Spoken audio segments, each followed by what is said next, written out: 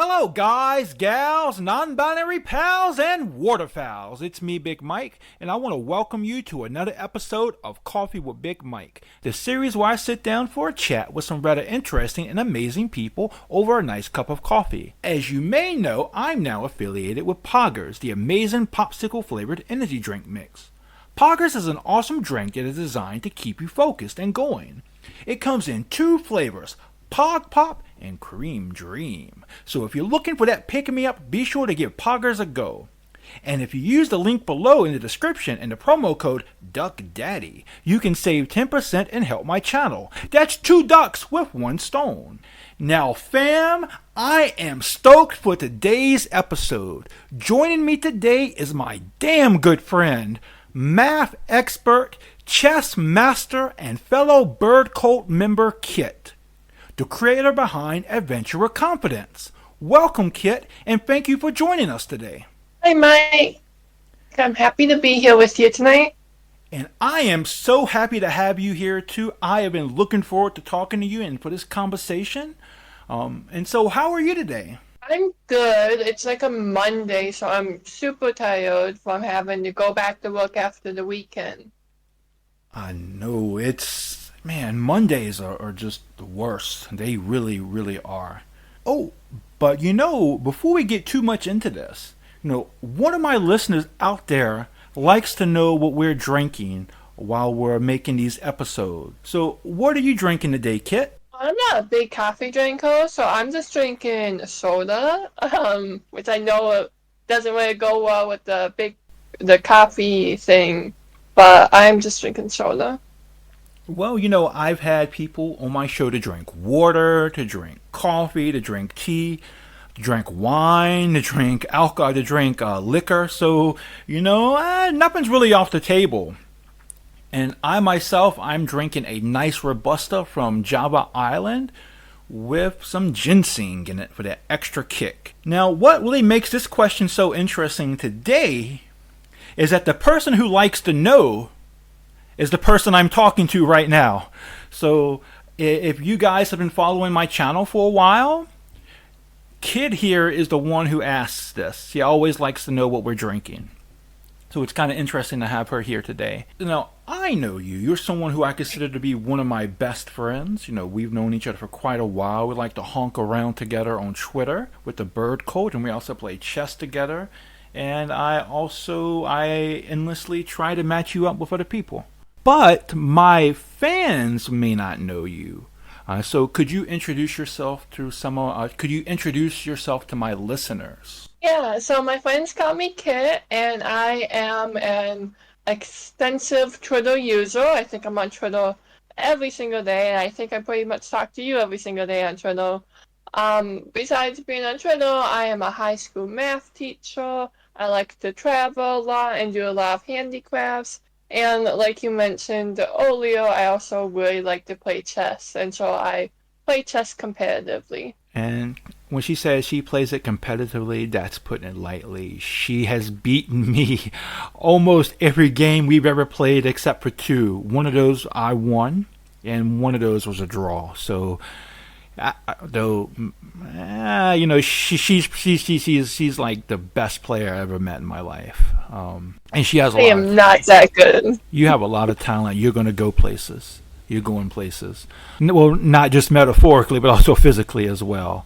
As a traveler and such. Would you describe yourself as a content creator? I wouldn't necessarily describe myself as a content creator.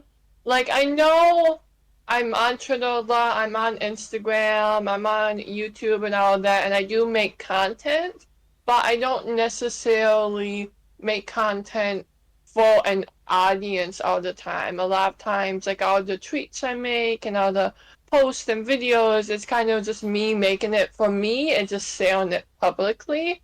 So I really don't consider myself as like a content creator in the traditional sense. Do you have a certain type of content that you would say that even though you're not a traditional content creator, is there a particular type of content that you like to do that you would consider your favorite? I think my favorite kind of changes to whatever content I'm making at the moment. So a couple years ago, I made a lot of YouTube videos, and I was doing that kind of daily, and I really enjoyed that for a while. And now I don't haven't done that in a couple years now, and so now I really put a lot of my time and energy into my Instagram account, Adventure Confident. I actually had a big push the last few weeks before the New Year's because I wanted to finish it and get it all caught up. And there was a lot of joy in just that experience of getting to go through old travel pictures and categorize and organize and all that. That was a lot of fun. It definitely sounds like it. I love looking at old pictures. I love looking at my old pictures of when I traveled to different places and such.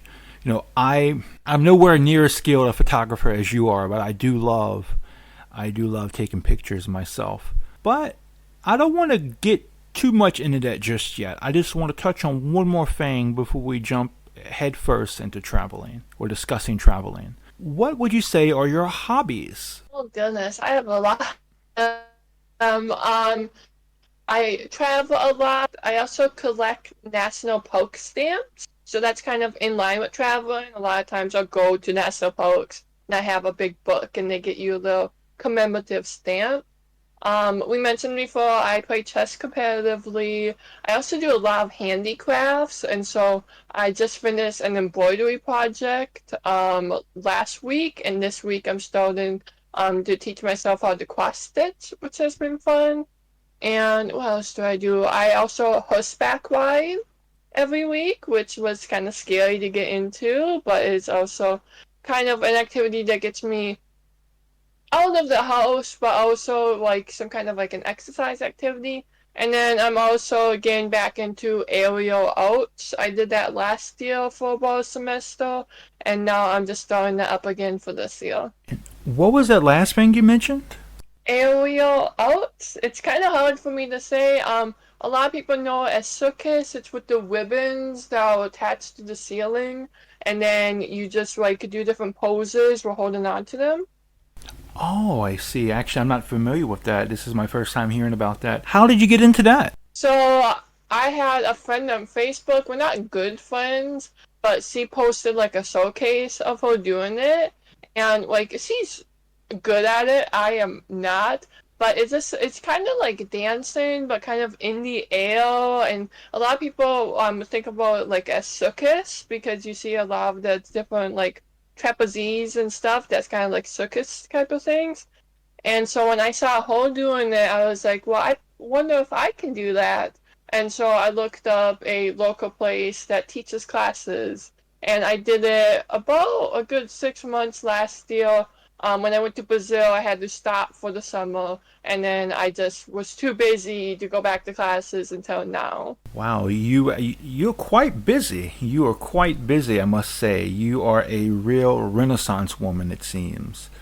So it seems like you really love to do a lot of different things, and I would describe myself in a similar fashion, though not nearly as diverse as your interests are, I would say. Out of all of your hobbies, I think I know the answer to this, but I want to ask you anyway. Out of all of your hobbies, which one do you think is your favorite? Goodness, that's a hard question, especially when you say that you know the answer when I don't even think I know the answer. Gosh, that's a hard one.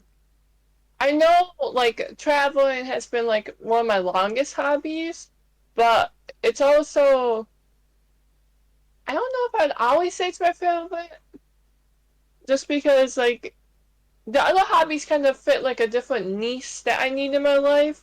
Like traveling is fun and everything, but like being able to be at home and also do a hobby and not really have to leave the house or to like go and be around other people and in that community, like when I am when I go play chess. Like all the different hobbies cause kind of fit different parts of my life that I need. So it's hard to pick a favorite because it's kind of like I need all of them to kind of be complete. I completely understand that, actually. I really, really do. Actually, I myself, I have many different hobbies. I love traveling. I love photography. I love reading. I love writing. I love playing games. I love watching movies. I love, making movies as well. But, some of my hobbies I only do in phases, or what I like to call seasons. Like I'm a huge fan of books. I have a hard drive that has like I think close to probably 140 gigs of books on it. But I don't read every single day. I may go months without reading, a single book. But then there are certain times of the year where I'm in a certain mood. I'll read 2 books a day for a couple months. Or, the same thing with games as well. If you ever wonder why my game content, sometimes I do a lot of games and then sometimes I don't do so much. It just depends on the season I'm in my life and how I'm feeling personally, or if work is really busy. There may be months I go without picking up a game controller. So I completely understand. Sometimes you feel like doing one thing and sometimes you feel like doing something else. And it's important to have hobbies that you can do in both cases, I find. I liked how you said like seasons, because a lot of times I do find myself like super committed to something for a couple months, and then it's not like I just stop doing it, but it kind of becomes like secondary to something else for a little bit, and then it kind of wraps around. And I think that way helps it not get to be something that like I'm burnt out from, because it's kind of like, oh, well, now I'm focusing on this. And then when it comes for the next season, it feels new and fresh again. Burnout is something I really struggle with myself. And it's, for me, the really bad thing about it is that it's almost never the thing I'm doing that burns me out. It's always other things I have going on in my life, like maybe work is really hectic, so I don't really want to do anything when I get done with work, but just lay around and do nothing. Or, maybe, I'm having some health issues and I just want to just lay around and do nothing. But it's almost never the thing I'm doing that causes me to be burnt out. But my burnout almost always affects the things I'm doing, if that makes sense. It's something I do kind of deal with, but I think you have a really good system going for you where you can kind of juggle it, you can kind of shift gears so you don't get burnt out. And many people, content creators and otherwise, burnout is a very real issue, we have to deal with. But I will have to admit, Kitt, I did believe traveling was your favorite hobby, or chess. One of those two, I would say. So I wasn't really expecting that answer. So I learned something today about you. Now I want to kind of jump into while we're all here. I'm very passionate about traveling. I've been an expat for close to 10 years now. I've lived abroad, and even before I left the United States, even as a young child, I knew I wanted to travel the world. It was one of my big dreams. It was something I really wanted to do. I wanted to be a vagabond and just drift from place to place. That seemed like a very alluring life to me. And many people, maybe they don't want to be vagabonds per se, but many, if not most people, do want to travel. It's a dream held by many people. What made Kitt specifically want to travel? Yeah, so like when I was younger, I actually hated traveling. I always used to say, if you've seen one tree, you've seen them all. And so I never saw like a future of like traveling that much. I knew I wanted to live in the city, but I thought I'd get to the city and I would stay in the city. However, when I was in high school, I got the opportunity to travel to different states because I competed a lot in like academic competitions.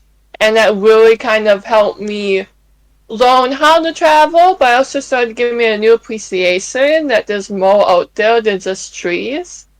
And so it kind of just slowly grew from there. So like in high school, I was going to different states with my school. College is when I started to go abroad for the first time. With support, of course. The first time abroad, I was in a group with people. The second time, I had someone in the country picking me up at the airport.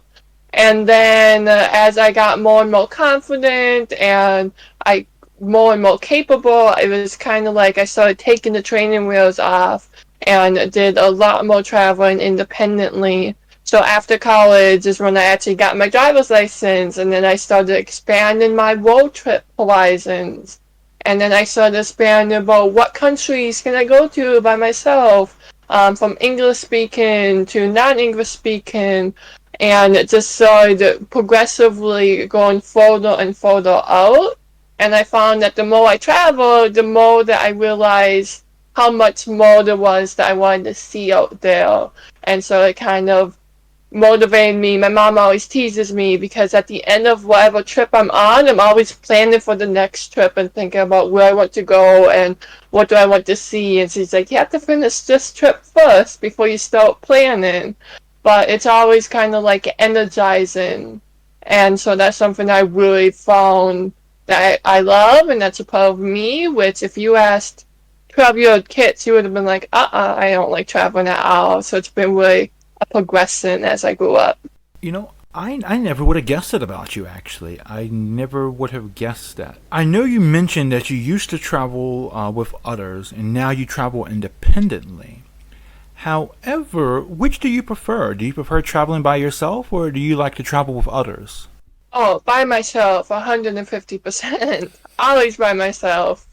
My first trip abroad, it was in a cohort style where you go with a group of people that you know, like, I think I went with like 20 people or something.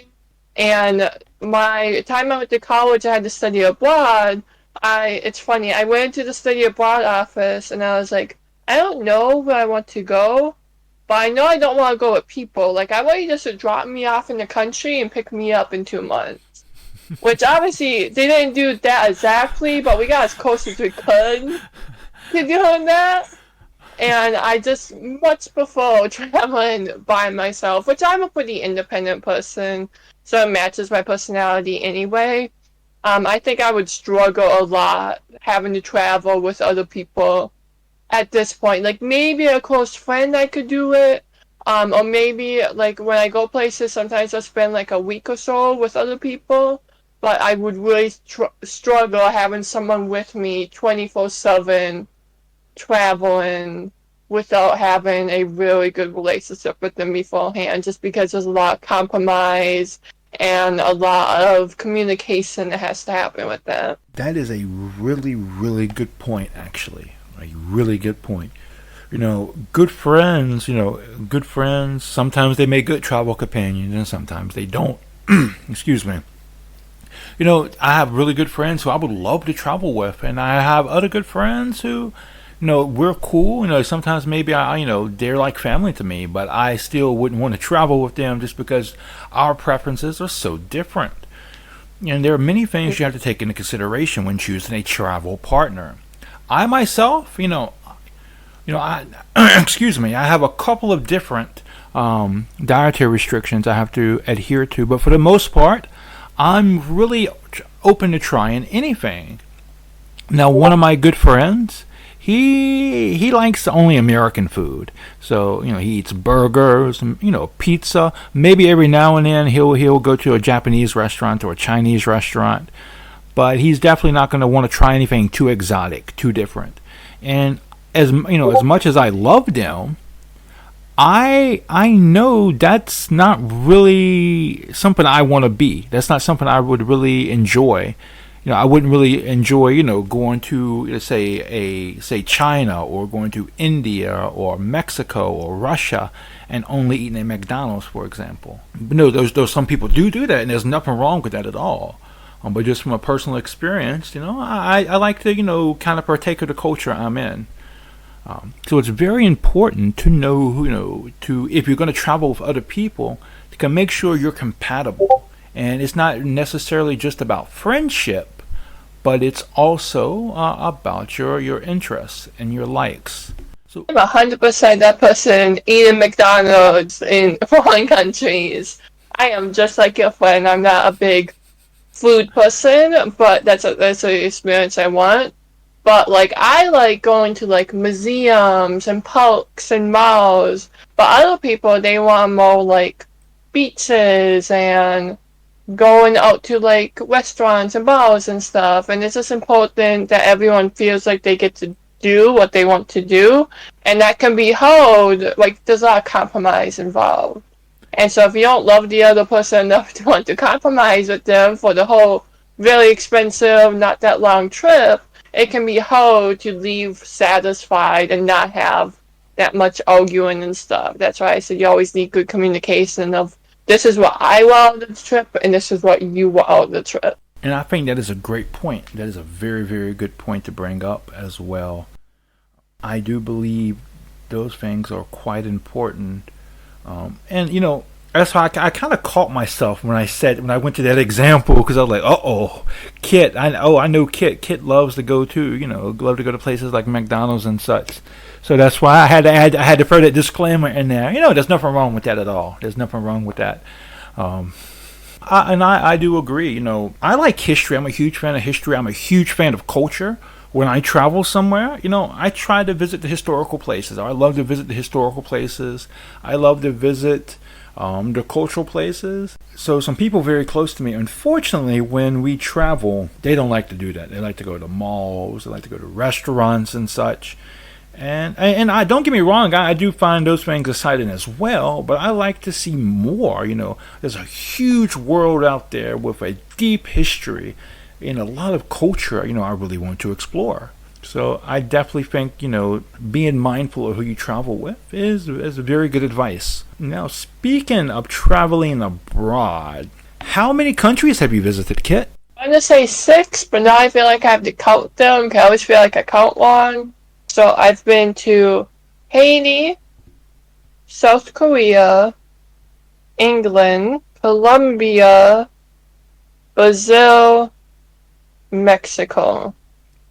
So yes, that's 6. If you want to count the United States, I live there, so I don't think that really counts. So 6 countries. How many states have you visited? Oh gosh, I have no idea. I'm originally from Minnesota, but I moved to Tennessee, and so I've been to all the states around Tennessee. A couple of summers ago, I drove up all the way to New York City and back, and so I went to all those states up, like all the Carolinas and stuff, and then I went down to Ohio, and Kentucky, and I've also driven to New Mexico and back. And so I've been to Texas, and I got a toll ticket in Oklahoma that took me a year to pay, but it is paid off now. But I don't keep track of how many states. I haven't counted lately. Western United States I'm kind of missing, but I've been to many, many states on this eastern and southern side. It sounds to me like it might actually be easier for you to count the states you haven't been to. But it sounds like you have. Oh, sorry. I was gonna say, if I was closer to the map on my wall, I could probably count them real quick, but I can't see that far away. But I've been, and it's also when you go to a state, it's you get I've been to Texas and I've been to Fort Worth, Dallas, but I've never been to Austin, Texas. And so technically, yeah, I've been in the state, but there's still a lot in the state that I have to see. And I guess that's also for countries as well. But it's just really hard to count down, does this state count because I drove through it even though I didn't stay in the city, and that kind of stuff. It gets kind of tricky. Yeah, I kind of agree with that as well. I haven't traveled nearly as much as you have. I've only been to 2 countries. I've been to Hong Kong, and I know it's part of China, but it's kind of different. So I like just to call it Hong Kong. But I've also I've lived in Indonesia for almost 10 years. Now, as far as in the States, though, I've only I'm from North Carolina, and I've traveled extensively in North Carolina. I've been from Manteo to Cherokee, from one end of the state to the next, and I haven't visited all 100 counties, but I would say probably 90-95%.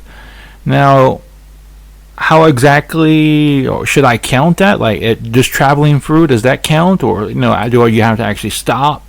I'm not sure. But I've been to Virginia, I've been to South Carolina, Georgia, Tennessee, and also New York City as well. So I haven't traveled extensively as much as I'd like, unfortunately. But I do like traveling, and I was a bit of a late bloomer myself. I didn't leave the United States until I was 26. So I had wanted to travel for such a long time, but I just didn't have the means to. I'm from a bit of a poor family, and well, not a bit of a poor family, I would say, but we weren't. Well, yeah, I would say maybe middle lower class to upper lower class family. So yeah, so unfortunately I didn't get a chance until I got much older to travel abroad, but better late than never. Being that you've traveled to so many places, both states and countries, how do you decide where you want to go? Sometimes I have very, very silly reasons to I decide where I want to go. And then sometimes it's just like the perfect match of like it's the cheapest ticket price for the day. I'm a school teacher, so like my vacation time is very rigid. Like I can only go during school breaks. And so like when I went to London, it was just the cheapest place that I could fly to during that week. Um, but also sometimes like my mom laughs because like if I get an idea in my head that I'm doing it, even if it's kind of illogical. So like I was very obsessed with this TV show. Oh gosh, what's it called? It's like It's based in London. It's like the Midwives.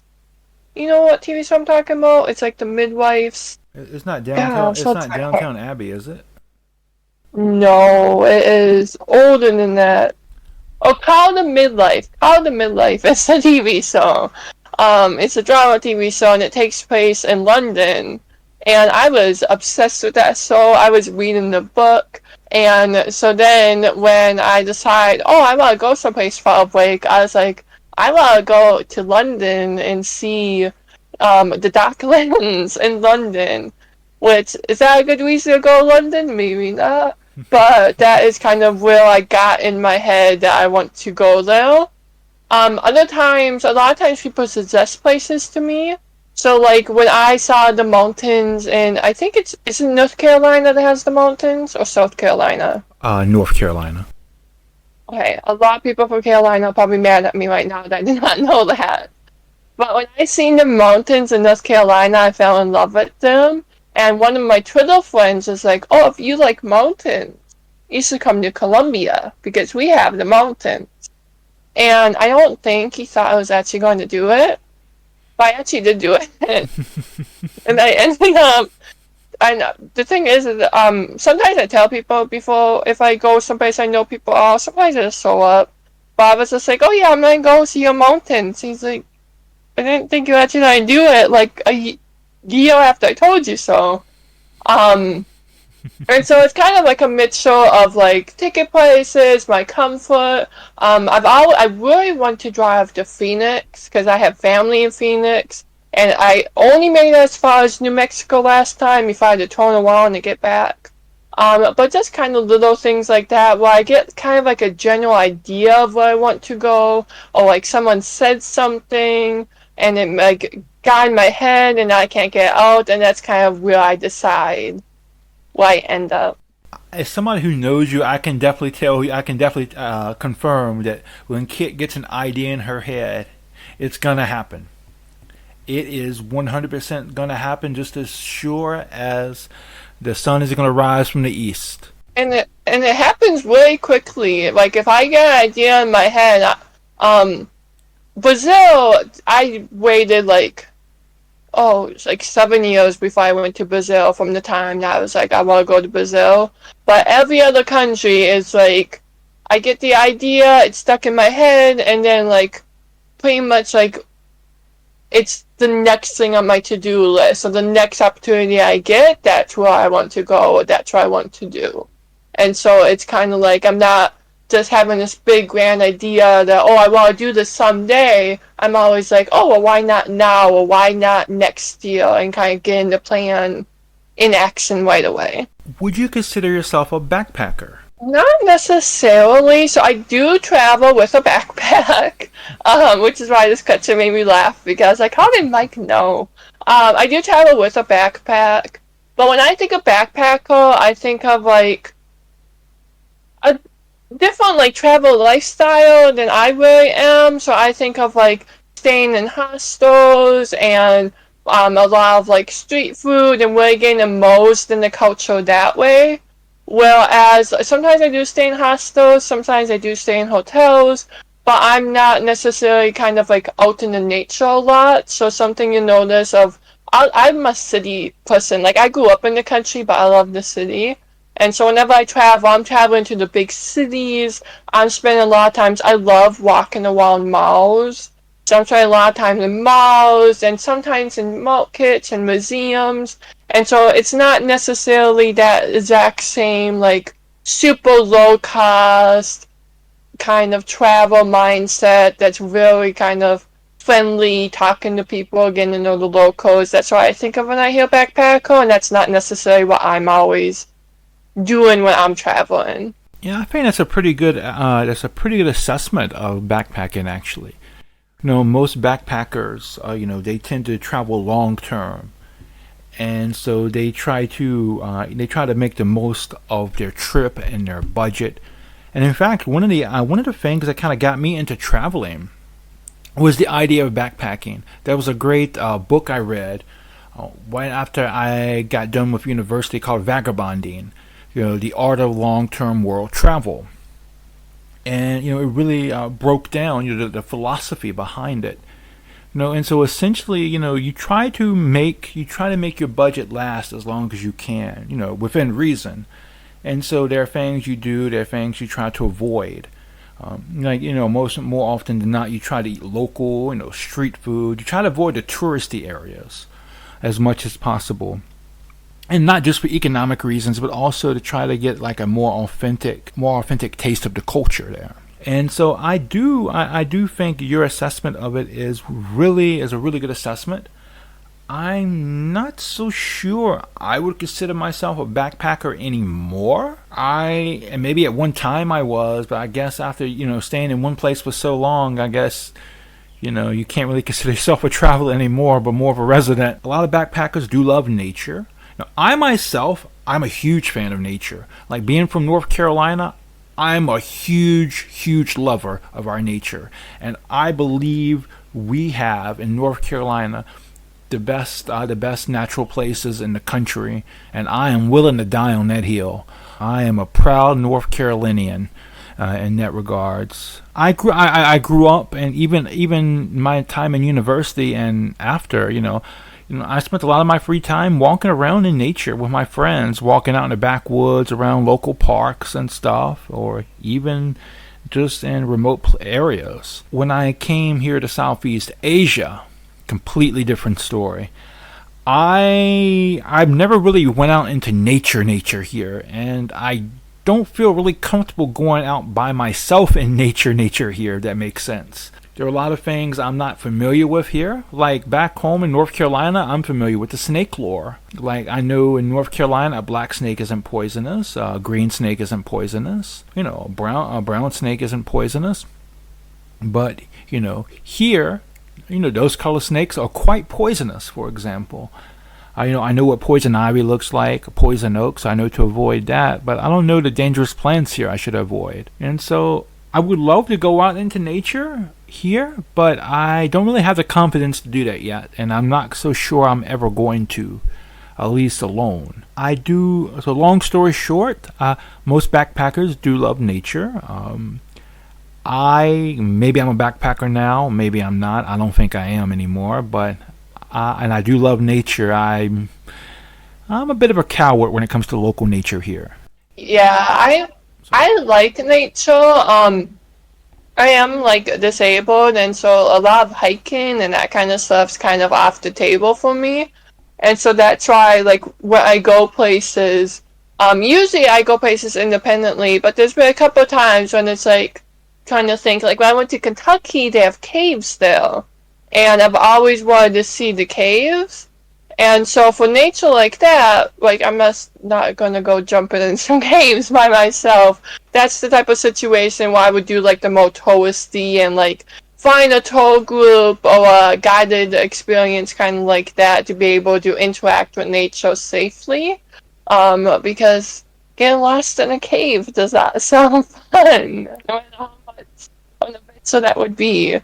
And so sometimes with the more naturey stuff, that's when I will be like full on tourist mode and like find a group to go with and find other people.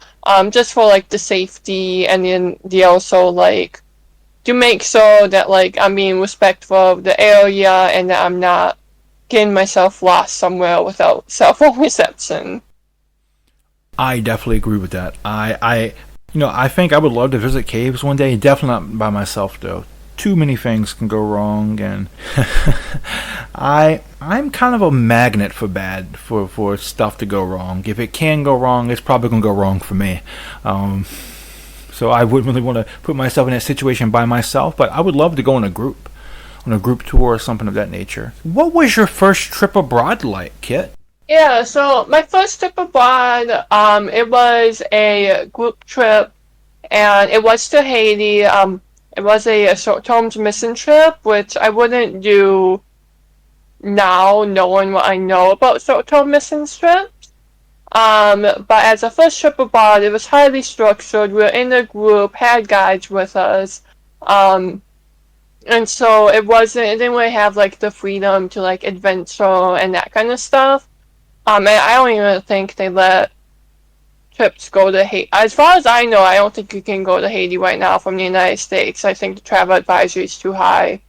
And so that was like my first trip abroad. My second trip abroad, though, is when I studied abroad in South Korea. And so when I did that, that was for 10 weeks. And that's the trip where I went to the guy and I was like, find me a country, drop me off, pick me up a couple months later, is when we did that. And it was a very big, like, learning experience for me. Like, there was a lot of tears on that trip and a lot of culture shock. And I think that's been the furthest I've actually traveled. It's a completely different time zone than everyone back home, and so it was very, very lonely for most of the trip because when I was awake, everyone else was asleep. When they were awake, I was asleep, but that kind of deal. And so a lot of times, like, I just couldn't call my mom or talk to her or that kind of stuff. It was kind of like, I have this window I can call her, but I was usually either interning or at school during that window. But it was also very kind of just building up that confidence. And so it's always strange going to a country where I don't speak Korean. I knew no Korean going there. I know how to say 안녕하세요, and that's all the Korean I remember. But it's really kind of like a self-growth opportunity for me it was, because I used to have so bad anxiety of like ordering food at restaurants and like going places by myself, thinking about like, oh, what other people might think of me, or what if I do it wrong? Well, in a different country, everyone's looking at you like, who's a strange person anyway? Like, you're sticking out anyway, and they kind of give you that grace, so she doesn't know what she doesn't understand. And so with that grace, I found it a lot easier to actually go and order food at restaurants and to go on public transportation and get myself lost a little bit and then unlost. Just because it was like, oh, well, I have the ultimate excuse that I'm not from here, so I'm not, like, that was kind of my excuse and my freedom to be able to make those mistakes. So it's kind of like a safe place to make those mistakes. And so that was my technically second trip abroad, but my first real experience being in a new country, a new culture, a new environment by myself. I think you brought up some really good points. So when you travel abroad, especially so far, literally on the other side of the planet, it can be a bit lonely at first, especially, you don't know the language, you're not fluent in the local language. When I came here to Indonesia, I was very, the first couple of weeks was kind of like that for me. I was really lonely. I didn't speak the language. I knew a couple words and phrases, but the words and phrases I did know, my pronunciation was really horrible because up until that point I tried to learn, but I only learned by reading. And well, long story short, Indonesian, like English, it uses a Latin alphabet, but the letters are pronounced very differently.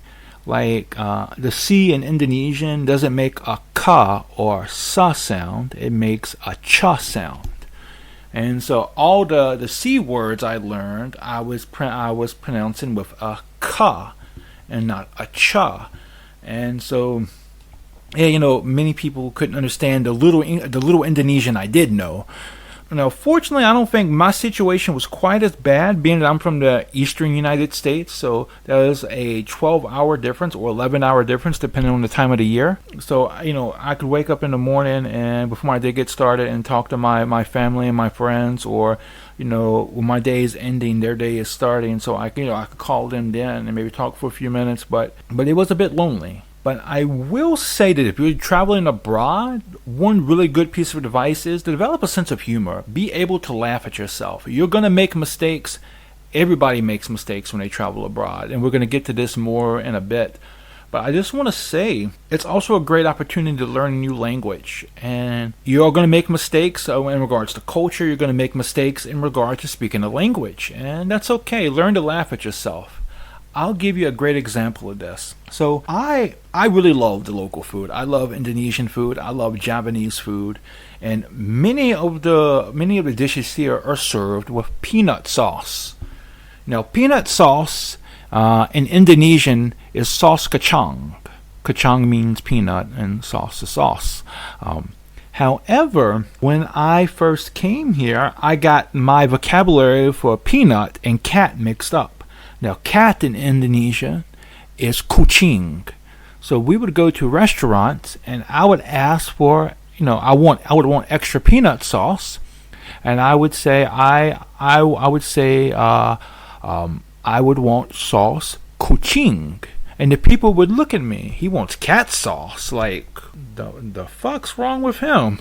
But then my wife, not my wife at the time, but my wife now, she would say, "No, Michael, you don't say that. You say sauce kacang. It's called sauce kacang. Sauce kucing is cat sauce." And I'm like, oh. So that's why they looked at me like that. But, you learn to laugh at yourself. And try not to take yourself too seriously. Because you're going to make mistakes, and that's just a part of the experience. And most people in foreign countries, they understand that. They'll understand, and they're very charitable and looking at foreigners who visit their country. And even if you don't get things completely perfect, they still have an appreciation for people who try, who make an attempt. Now, speaking of issues, how does your first trip compare with your current trips? Oh, I do so much different now. So my first trips, it was very much. So my big thing is once you get airplane ticket, a place to stay, those are like the bare minimum that I need when I go someplace. And so my first couple of trips, those were the only things I kind of pre-planned. And so I'd show up to the country and not really know, like I would have vague ideas, but not really know like what I want to see, what I want to do, and that kind of stuff. Which sounds like an adventure, but it also created a lot of anxiety. I get a lot of anxiety of like, oh, am I wasting my time? Am I not getting the experience that I want? And so now when I do trips, I found like the little sweet spot between over planning and not planning enough when it comes to like making itineraries and thinking about, well, what do I need to see to make this adventure feel like complete to me? What are the museums I'm gonna be disappointed if I miss? What are the parks that I want to make sure I see before I have to leave, and that kind of stuff? And so my itinerary planning has been so much more efficient. I have a whole little process that I go through now, and that has really helped. I also now get a SIM card when I travel abroad. So previously I would travel with a Wi-Fi hotspot that I would get in the United States beforehand.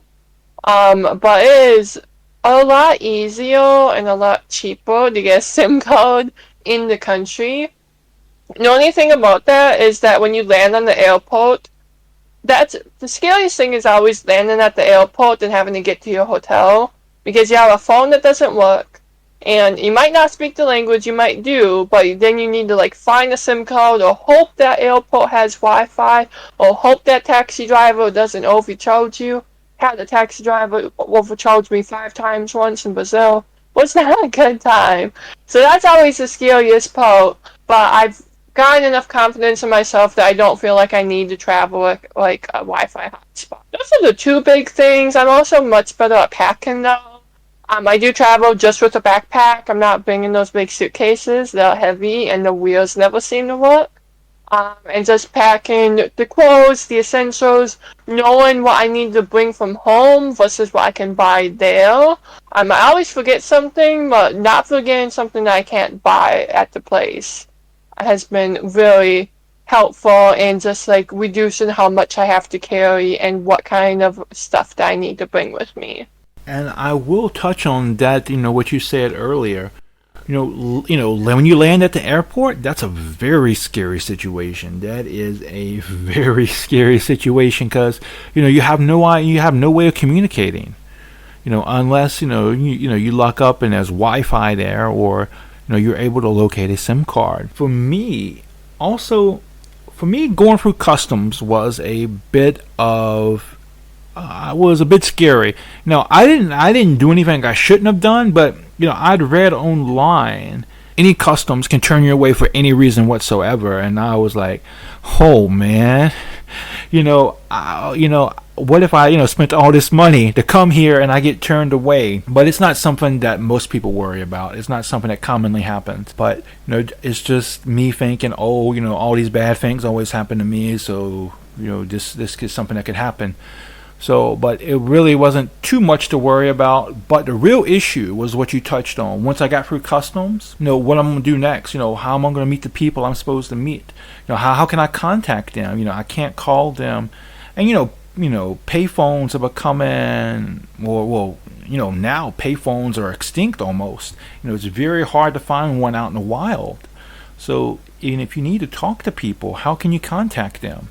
Once you land, and that's a very realistic situation. But I feel like your approach to it, bringing a cell phone from home, one that you can, put in a SIM card in, I think that's a good approach. Yeah, I've always meant to get a SIM card at the airport. I've never actually had enough confidence to get a SIM card at the airport. Fortunately, the airport's the one thing I do research. Because they're kind of in the middle of nowhere in these cities, and so it's not like I could just leave the airport and start walking. Like, that's never an option, because they're always in the middle of nowhere. But it's really fortunate that all the airports I've been to has had Wi-Fi, so I could, call an Uber. The only time I had a problem is, I mentioned I'm disabled, so when I'm in airports, it's called wheelchair service, and so where they actually push you through a wheelchair through customs and everything. Which is supposed to be great, but in Brazil, the guy, I can't remember what city it was. It might have been Rio. The guy who was pushing me in the wheelchair, he found out I'm American. He found out I'm a foreigner who doesn't speak the language, and so he asked me, "Well, do you want a taxi or an Uber?" And in some countries, Uber is illegal. Like in Colombia, people still use it. It's technically illegal. I'm not trying to go to jail in a foreign country where I don't speak the language. And so I didn't really know how to answer him, so I was like, I don't care either. Well, he had some kind of deal with the taxi guy, and so he actually pushed me out to the taxi guy and put me in this taxi, and that guy charged me 5 times to go and wait for a taxi, which in Brazil, it would have been 50 wheels, which is $5. He charged me $50 for the taxi ride. And I didn't realize it until I was sitting on the taxi. He's calling someone on the phone talking about this big money he just made. And I don't speak Portuguese, but I can understand enough to understand what he was talking about. And so then I looked at my phone to see how much did he charge me for this. Because they told me, oh, you're American, it's not that expensive, not that expensive. Well, they don't understand how American money works, because that was way too expensive. And so that was the only time I really had a hard time getting from the airport to my hotel, because I was and it was because they knew I was a foreigner, and they thought I couldn't, I was in a wheelchair, I can walk. But I don't think they really understood how much I could walk. And so it was kind of like I was kind of targeted. But I did get the money back. I talked to my credit card company and they changed it to wheels after I left the city because that guy knew where I lived. I wasn't about to deal with that.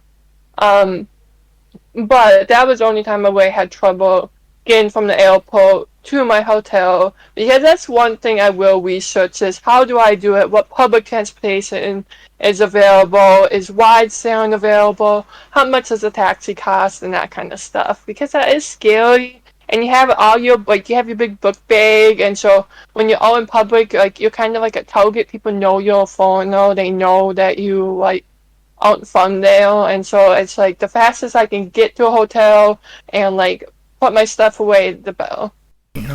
That's a good point. That is a good point. So one big piece of advice I like to give is that whenever you first go to a country before you're familiar, if you can, try to only shop at a place where the items are clearly marked or clearly labeled. So for example, if you want to buy a soda, you want to buy a Coke, then the Coke has a clear mark. The price is clearly marked on a Coke because chances are you might be getting the foreigner discount, which isn't a discount at all. But also, if you can, talk to people who've been to the area. Try to find out, okay, how much should I pay, for a simple ride.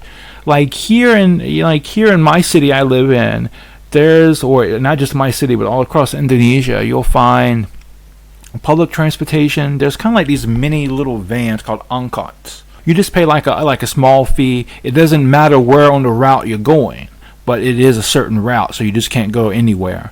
But no matter where you go on the route, you pay a set fee when you first get on it. And usually I'd say about maybe the price has changed since I've been here, but usually about maybe 20 cents, 30 cents. However, I was riding on one time, and at this point in my journey, I had been here for 6 months, and I'd taken it I've taken it twice a day, 5 days a week. So I knew very well how much I should pay and how much I should not pay. And so the guy told me how much to give him, and he's like, okay, I want 20,000. This is 20,000, and it should have been just like 2,000. And I'm like, I pretended like I didn't know. I pretended like I didn't know the language. And so he started speaking to me in English. So I'm like, uh-oh, what do I do now? So then I started speaking to him in Spanish like I didn't know English. And so I promptly handed him the 2,000, which was the correct fare.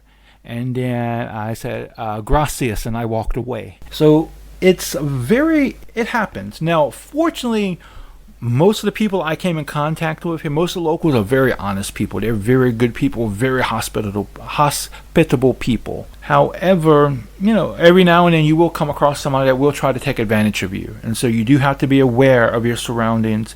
And it's good to try to have a little bit of the knowledge. And one other piece of advice I do like to give, whenever you want to travel and you're going to go somewhere, and this is especially true if you're going to do some long-term, spend a significant amount of time in a certain country, like a month at least. Try to make friends with people there, like using maybe social media or such.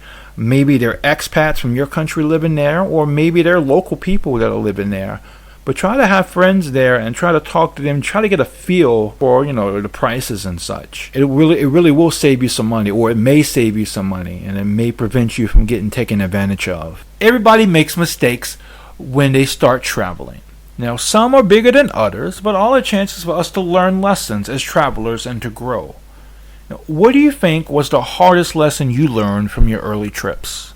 One of the hardest lessons I had to learn is to listen to my body and let myself rest. And so I was talking a little bit earlier about like how I used to get anxiety and like, am I doing enough on this trip? Am I seeing what I want to see?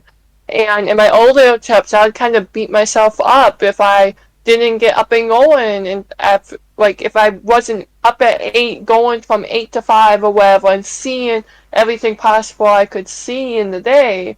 But what I quickly found though is that's not sustainable at all to be go, go, go, go, go. I have to always remind myself that this is still a vacation. Like, you can sleep in. You can, like, you don't have to be moving 24/7. And this really came to head in Colombia. I was there for 2 weeks over Christmas break last Christmas, so not 2022, but 2021. And I actually collapsed at the airport on my way back home. And what was happening was the day before I was in Bogota, which is like the capital city, and I had planned my trip in such a way that I was in Bogota full day, moving, having tons of fun, and then I was flying back at like 9 p.m., 10 p.m. at night.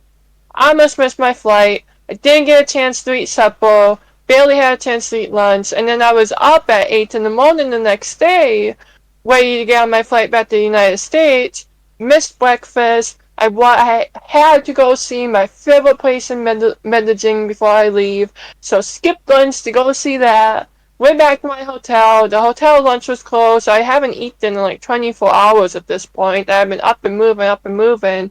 And then get to the airport, on my phone trying to get, this is when COVID was full swing, so I needed to get my test results. Couldn't get my test results, had to wait in this mile-long line, and I just was standing there, and I think I made it like 30, 45 minutes. It was hot, I had my heavy backpack on, and then I was on the ground, collapsed. Crying, they had to get like a wheelchair, and they're like, do you want to like fly out tomorrow? And I was like, y'all can't leave me. Like, I don't know anyone here, I don't have a plan B, y'all gotta get me on the airplane. And so what I really found out from that experience is to let myself rest and not to be going 24/7. And so like now you often won't see me going out and about till after 11 or even noon some days because I spend my morning at the hotel, resting, doing some last minute planning or just chilling, and then I really am out after lunch, and then I do my adventuring and my activities, and then when they start getting a little bit dark and around supper time I might go out to eat and then kind of start wrapping things up. And at first that gave me a lot of anxiety of, oh, I'm leaving so many hours on the table, but it's turned out to be kind of exactly the balance I needed between rest, adventure, and rest to keep it sustainable so I don't have those issues of like passing out or like push my body too hard when I am doing these adventures, because it's a lot between walking and carrying things and up and down stairs. Like, it is a very physical activity to be out and about this much, especially if I go to like some historic place or something that might not be like as accessible and might have a lot of stairs or might have uneven grounds or it might be really hot out and that kind of stuff. Honestly, that's something I struggle with myself. I struggle with maintaining a balance when I'm on vacation of going out and about, exploring, experience the, in the local area, visiting shops, malls, the local places of interest, and also just taking it easy. And I definitely am a more of an outgoing traveler, but it's something that I do need to seriously work on myself. Because, I'm not alone in this. Unfortunately, many people, they'll often joke, I need a vacation to recover from my vacation.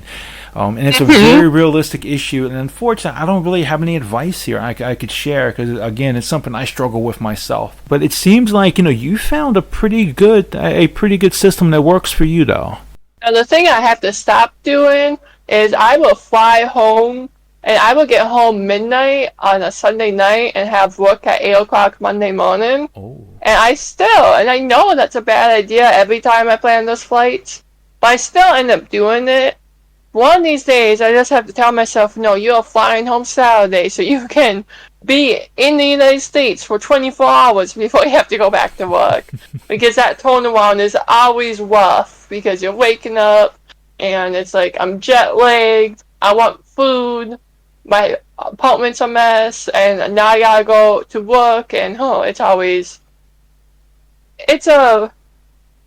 a situation, and one day it will get through my head that no, you will fly back Saturday, not Sunday.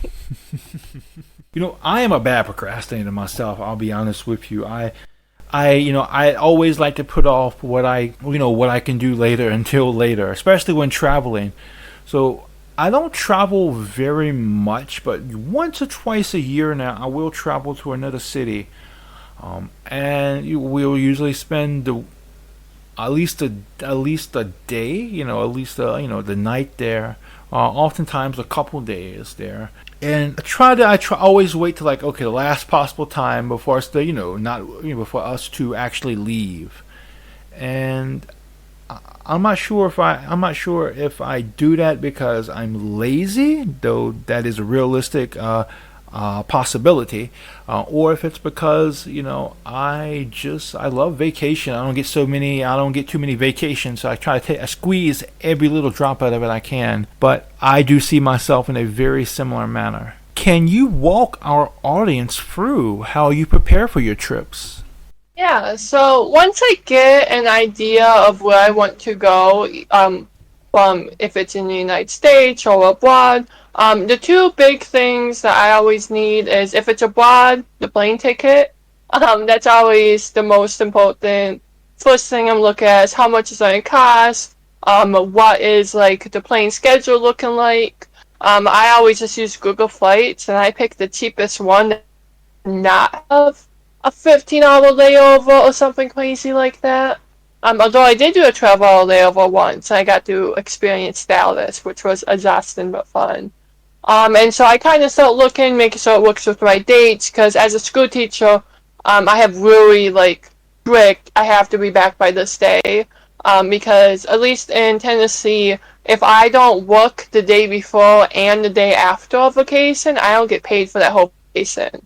So I have to be back the day after. And then I always look for accommodations. And so in the United States, I use Airbnb almost exclusively.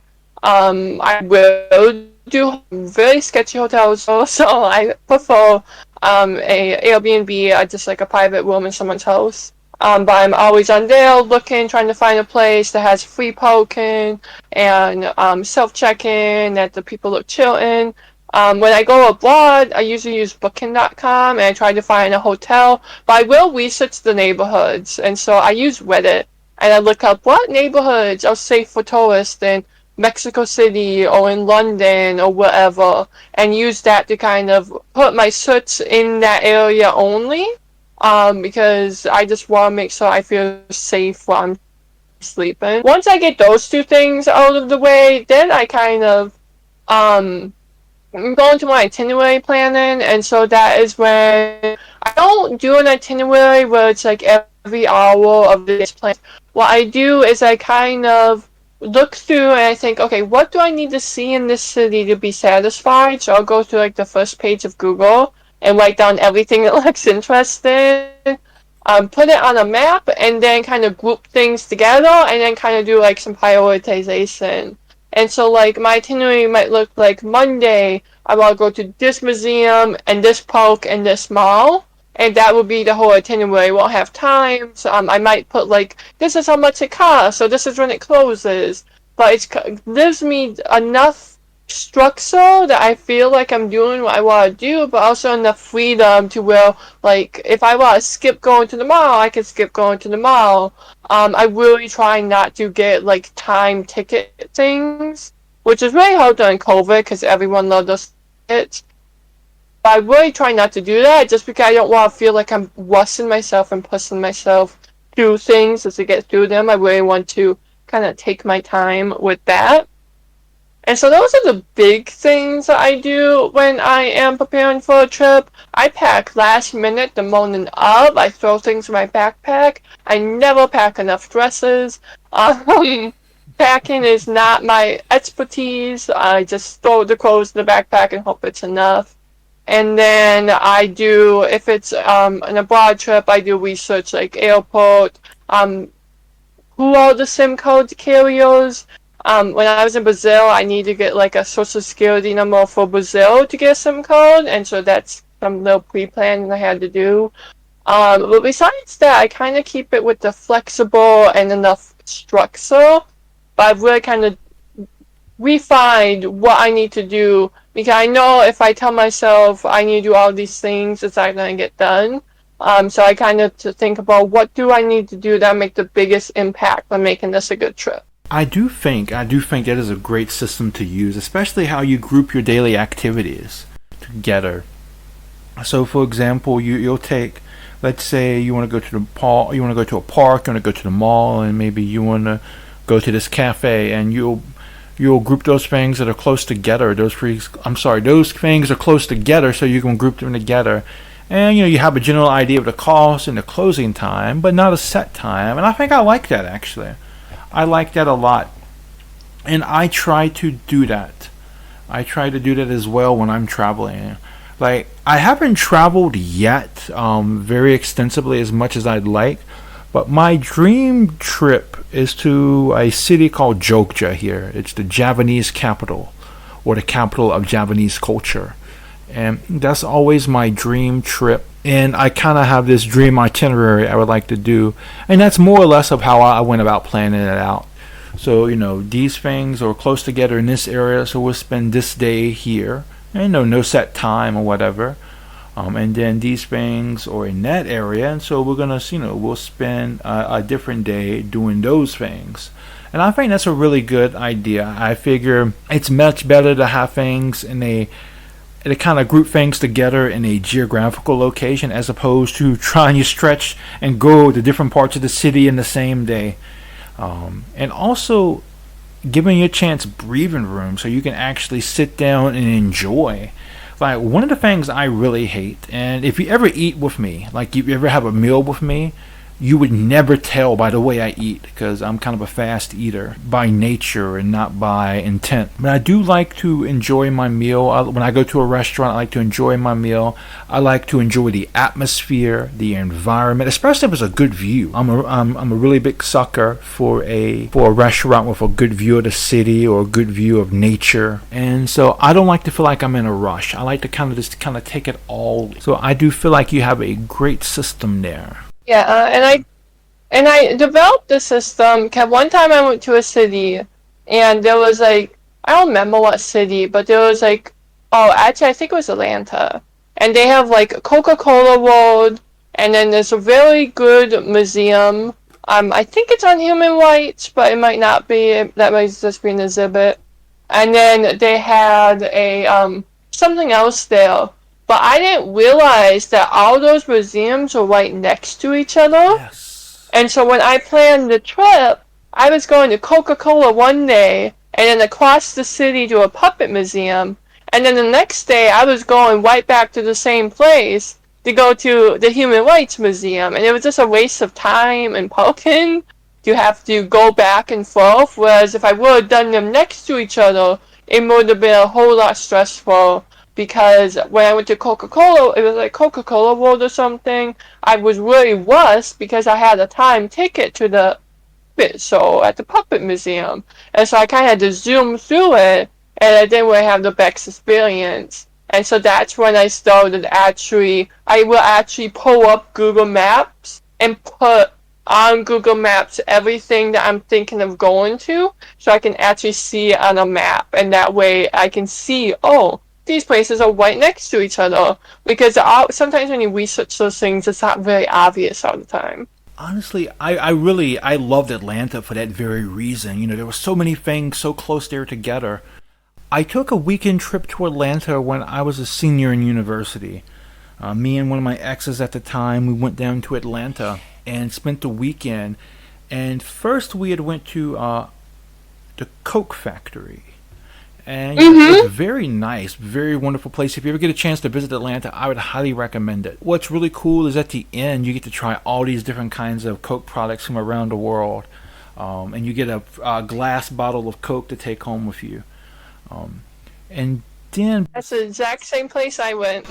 And beside it, or across from it, it's been a while, I can't really remember, is the world's largest aquarium. And that was an experience as well. We had also planned on going to the CNN building, taking the tour of it, but we had kind of milked our Coke factory and our aquarium experience, so much that we kind of we didn't really have time to, but we did go into it because at the time, I'm not sure if this is still true today, but at the time, the CNN building had either the world's largest or the world's tallest escalator. I can't remember which it was. I'm not sure if that's still true today or not, but this was back in 2010. So unfortunately, we couldn't get the full experience, but Atlanta is a really great place to visit if you're ever looking for a vacation in the United States, and with a lot of cool things, that are together.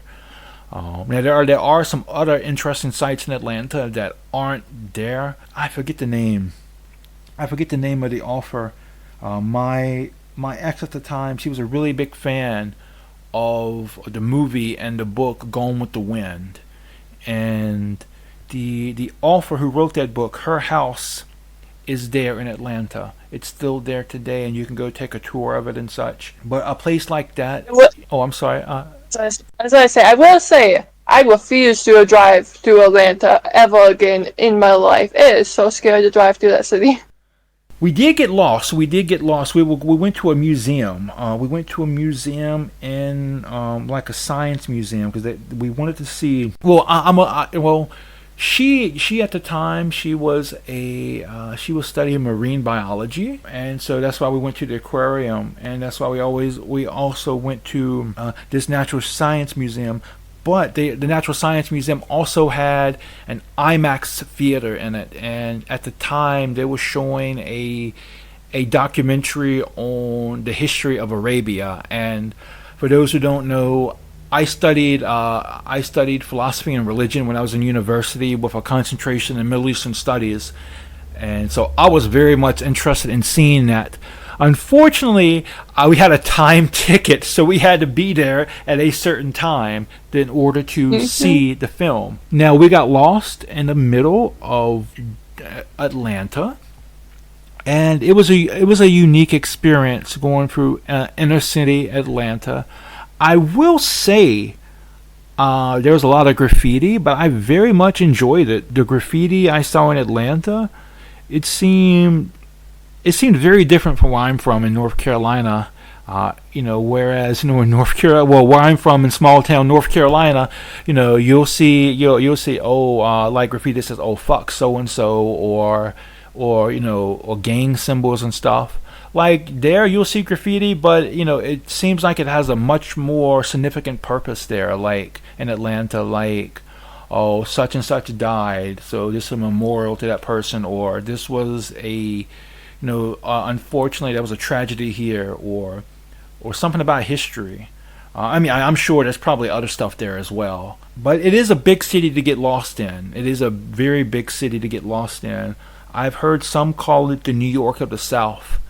I'm not sure how true that is, but it definitely does remind me of a lot of New York in some regards. Is there, in regards to your preparation, is there anything you do now that you didn't do when you first started?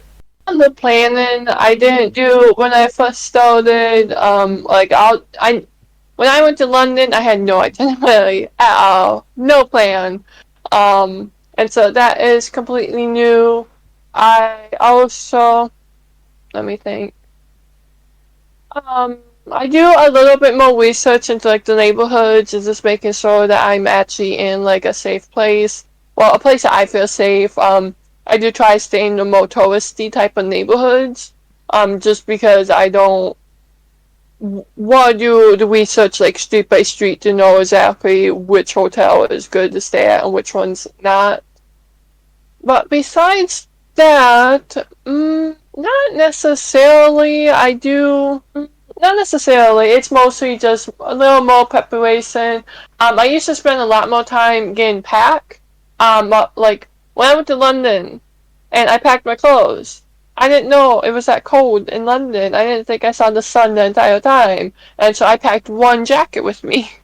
And so there's always that kind of not really understanding. Like I can look at the temperature range, but not really understanding like what kind of clothes I need. And so now I pack a lot more of like clothes I can layer and that kind of stuff, just so that I'm more covered with like not being freezing cold in the jacket and that kind of stuff. But besides that, it really hasn't changed so much, especially like when I'm there, my preparation necessarily hasn't changed.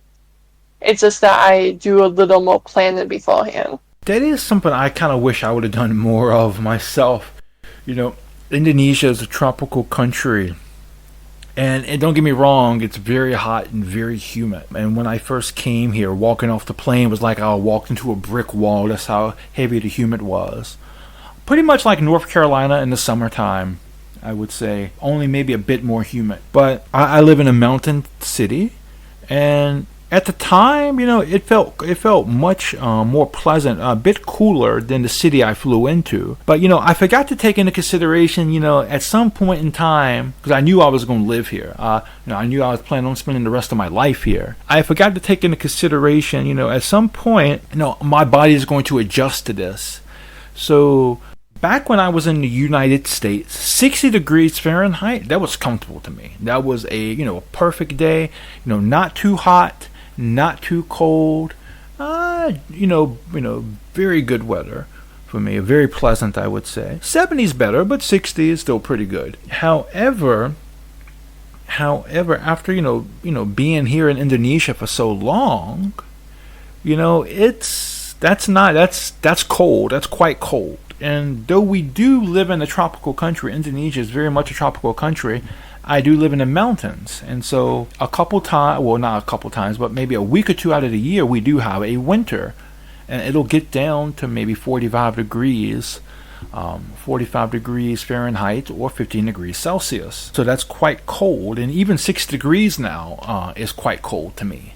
So I do kind of wish I would have taken into consideration that, hey, Michael, your body is going to adjust to the weather there. So what feels good to you now may not necessarily feel good to you then. So I do kind of wish I would have taken into consideration, and I do think it's a great idea to not only look at averages of where you're going, but also try to talk to people on the ground if you can. If you know of any friends or who have visited there, or of any expats that live there, or even any locals. And unfortunately now we live in a social media age where it's easier to reach out to people who live in various countries. So you can kind of get a good idea of what to expect. You did remind me of something that I do now is I will take algae medicine before I go, and I would take algae medicine for my whole trip. I don't know if it's like the airplane or just going to like a new climate, but I've started off too many trips with a sinus infection and have to try and get allergy medicine in a different country. That I just start taking it before I even leave at this point, just so I don't get like that sinus pain again. I will say some people can be very sensitive to temperature change, especially depending on the type of temperature you're going into. My wife she's very sensitive to colds. In fact, she has an allergy to cold, which I wasn't even aware was a thing until I came here. So we have to be very careful where we go. So if we go to somewhere like in a mountaintop, we have to make sure we're well prepared for that, because even a slight cold will give her like cold or flu like symptoms, even though she doesn't actually have a cold or flu. Like the first time we stayed in a hotel, the air conditioner gave her a really bad or gave her really bad cold like symptoms, I should say. And so you do definitely have to be aware of the climate you're going into. When you experience your allergies when you travel, do you think it's because of the colder weather or the hotter weather, or what do you think is the cause for that? I honestly think it might just be like the airplane ride there is so dry that it irritates my sinuses.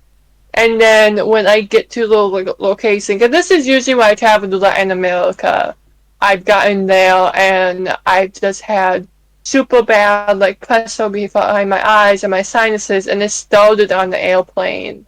And I'm only there, like when I was in Colombia, I was only there for 2 weeks. But even when I was in Brazil, it was just so dry, I think, on the airplane that irritated it. And I just didn't get better because I was in a new environment. And so, luckily, I found that I've taken like Allegre, Allegre, or whatever it's called. I've gotten that in 3 different countries at this point. Fortunately, it's the same medicine in each country. So whenever that does happen, now I bring it from home, but I just go to wherever the pharmacy is and say, hey, do y'all have this? And I found that that worked really well. But it was really scary, like when I went to Colombia, because that's when COVID regulations were in effect. And it was like, yeah, if you get COVID, you're not going back home. Like they're not letting you in the U.S. And then to land there and be like, hey, I'm having like my head hurts. Like I knew it was a sinus infection, but there's always that little voice that says, what if it's not? And so that was not a good first day of the trip, having that little voice be like, oh, you're going to get COVID, you're going to be stuck here now. Ooh, that actually reminds me of a story I went through. So when COVID hit, COVID, hit like February 2020, like 2 or 3 weeks after it became big news. Like I was just sitting at my computer one Friday, and I was just feeling really weak, really weak. I gotta get into bed. I can't. I gotta just quit doing whatever I'm working on at the moment, and I gotta get into bed. I just feel completely just run down, and I'm burning up. I'm thinking, fever, feeling weak. This just started, and it's already gotten me. So I'm thinking the worst things, man. And then come to find out, I had a sinus infection too. Uh, Sinus. So I had a really bad sinus infection as well, so bad that my face had swollen up. Quite a scary situation, but I had never been so happy to have a sinus infection in all my life. Because it sucks having a sinus infection, but it's not COVID, so that was a relief. I want to ask, can you tell our audience about your favorite trip? My favorite trip was Medellin, Colombia. And there's lots of reasons it was my favorite trip. They have mountains. Like, it is a city surrounded by these beautiful mountains. And I love mountains. Mike, I like mountains. She really loves mountains. And I love mountains. It's funny, when I drove to New York, I didn't know. Like, for someone who travels, I have really bad geographic knowledge. I blame my high school teachers. I didn't know the Great Smoky Mountains were there. So when I drove to New York City, I was suddenly just driving up a mountain. And it took me longer than this should have to realize what was happening. I was like, oh my god, I'm in the mountains right now. But I love the mountains in Medellin. It was also, so before Medellin, I had went to South Korea, and then I went to England. And I was kind of trying to build myself up going to Latin America. I wanted to go to a couple more countries where English wasn't a native language first. And so I was supposed to go to Stockholm. And my trip was supposed to happen 2 days after they closed the borders because of COVID. So that trip never happened. And so Colombia was my first trip kind of after COVID internationally. Well, after COVID is still a thing, but after the regulations lifted. And it was a big jump for me because it's a different continent. I don't speak Spanish, so it's a different language I don't speak. It was 100% independent, like it was in London. But it was my first time, like, doing all the planning and stuff in a country where I don't speak the language. And so it was just like a big new experience, lots of firsts on that trip. And I was so scared, but I was like, I'm going to do it because it's in my mind. And so it was just like a big leap for me. And then once I got there, again, to see the mountains, they have cable cars that go up the mountains.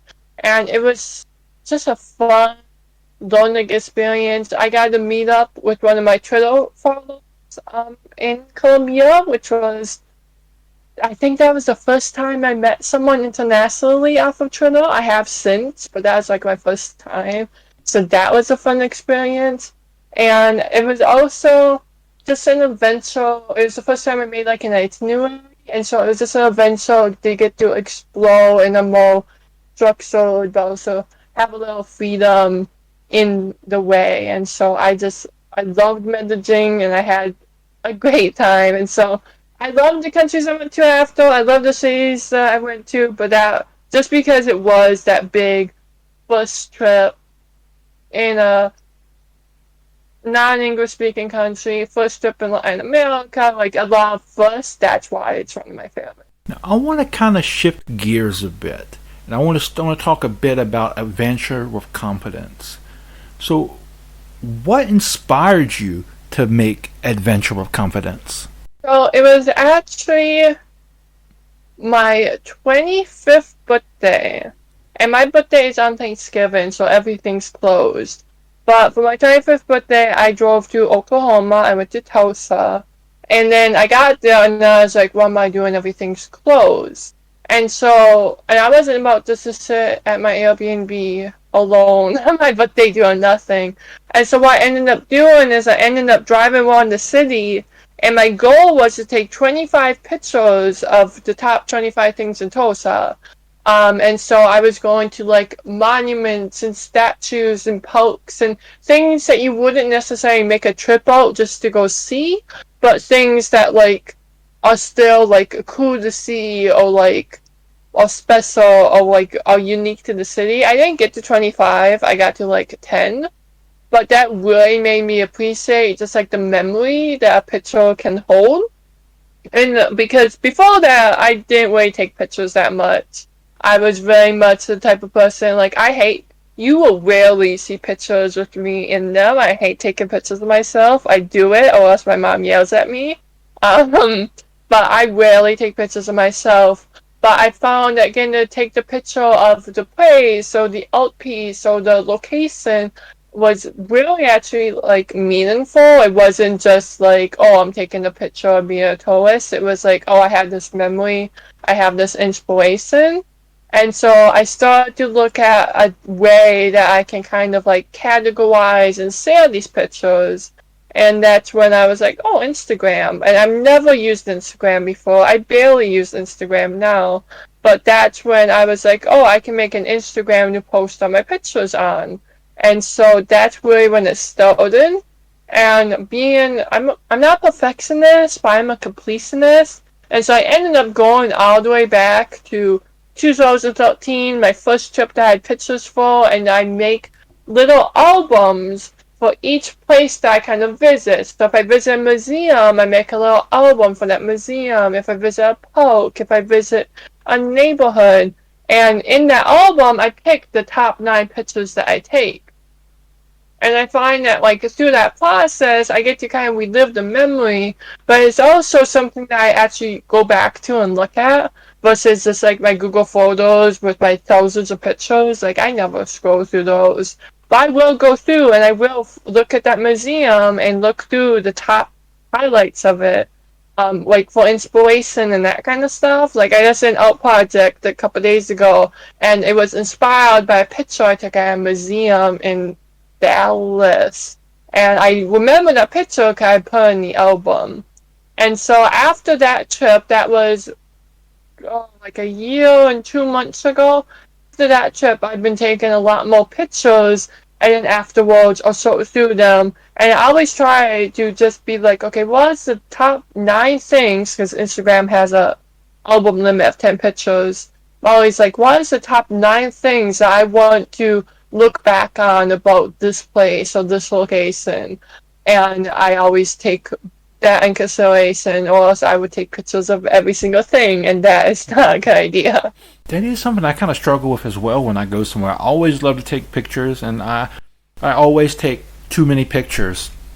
Like on my personal Facebook page, I'd always upload all of my pictures, and like one time somebody commented on it like, dude, you just uploaded like 315 pictures. Ain't no way somebody's gonna look through all 315 of those pictures. You need to do like a best of. I'm like, okay, yeah, that's probably a fair point. So it is something I do kind of struggle with as well, because I would take the pictures of everything. So, but now I try to limit myself. I do try to limit myself. I try to, okay, what will people find fascinating about this? Like, especially now that I've been here for so long, as opposed to taking pictures of everything different. I try to take pictures of things that I feel like would fascinate people. There are a lot of people that are interested in Asian culture. There are a lot of people who are interested in travel, in nature. So I try to think, okay, what would these people, or what would my audience be most interested in? Or if I was a traveler, or if I was interested in Asian culture, which I am, but hypothetically speaking, if I was interested in Asian culture, what would I most like to see? And I try to make my selections based on that. No. Yeah, that was when I was in uni, we had a conversation and it was about like people were saying, oh, people that have their cameras out, they're ruining like the moment, like they're just doing it for social media and that kind of stuff. But like I have like my parents at home, they don't travel. Like my mom does not leave post town. And so the only way that she knows anything about any of the places I've been is by looking through my pictures. And like she'll sit there and she will zoom in and look at the people and look at what they're wearing and look at the buildings and like that's whole like glimpse into these places. And so that's why it's always been kind of important to me to be taking pictures, to be able to show people who can't necessarily be there. Versus some people always are like, oh, well, you take a picture, you're just doing it for like clout or whatever on social media. And it's like, no, I'm doing it to sell this image or this experience or this piece or this building with people who otherwise wouldn't have looked up themselves. Me too, actually. So my mom, she has left North Carolina. I think she's going to Georgia, and I know for a fact that she's going to South Carolina and Virginia. But as far as actually leaving the country, as much as I might try to get her to come visit me, I don't think that's ever going to happen. So I try to show my family back home the stuff I experience. Also, I remember my experience when I was younger. I always wanted to travel, but I couldn't because of financial issues. And I know not everybody is fortunate enough to be able to travel. So I try to take things like that into consideration. Additionally, I love to write, and also I love to do. I don't do so much anymore, but I do love game dev as well. And oftentimes, when I used to dabble in game dev, my landscape photos, would end up as my backgrounds, and some of the games I would make, or my pictures would be an inspiration for a poem I would write. So I do take pictures for those reasons as well. Is there anything that you've learned through making the Adventure with Confidence account? I think it was on like TikTok or Reddit or something. Well, I read someone and they were saying completing things is like a muscle that you have to train. Because I struggle with having so many things I want to do and never getting them done. And so by doing the account, the thing about Instagram is you can't go back and reorder your pictures. And my Instagram Adventure Confidence, it's in chronological order. And so it really helped me learn, first of all, how to complete things. So like how to check this place off my list and be done with it. But also being okay with kind of the imperfection. So like, I take photos. I haven't studied photography. I'm doing this on my cell phone, and that kind of stuff. And I'm not editing them. I'm cropping them. I might put like the auto filter on. And so it was really big struggle with like be okay with the imperfection in the pictures, and also just practicing that. Oh, I'm completing this. I'm getting it done, and having that kind of like boost and oh look at me, I can get this done. And like I was saying, like my big goal was to get caught up before New Year's this year because I was 6 months behind going into winter break. Like I was still on pictures from Brazil and that was last summer.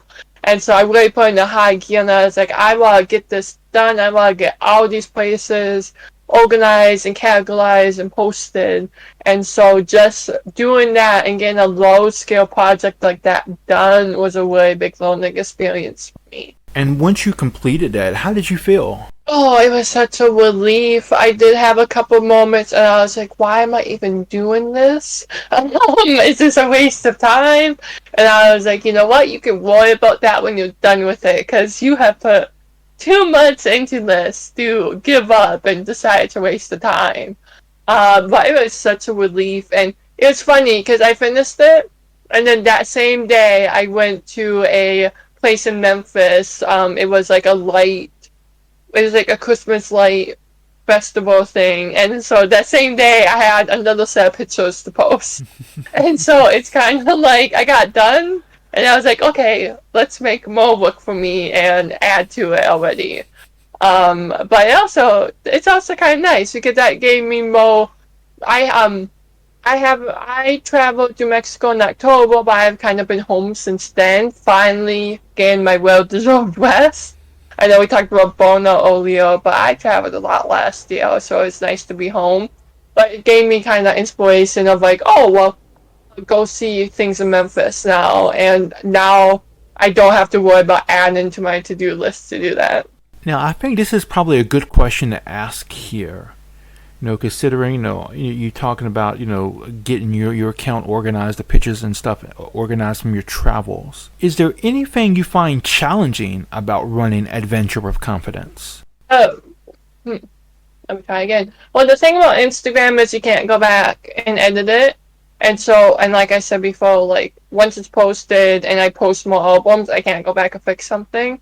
And if I post an album and realize that I forgot an accent over a vowel one more time, I'm gonna lose my mind because I had to go back when I was looking at Mexico and redo that whole section because I forgot that there was an accent over the E. Translations are like the bane of my existence because I try to be consistent, but I'm not consistent with how I do it. Because a lot of times, like with places' names, I will post it in the native language. I only speak English, and so like sometimes I might think something makes sense in the native language or it does not. And other times, I might mess things up, so I'm really relying on Google for that. But I try to keep consistent and I try to be authentic with like just not Americanizing all the names and the stuff.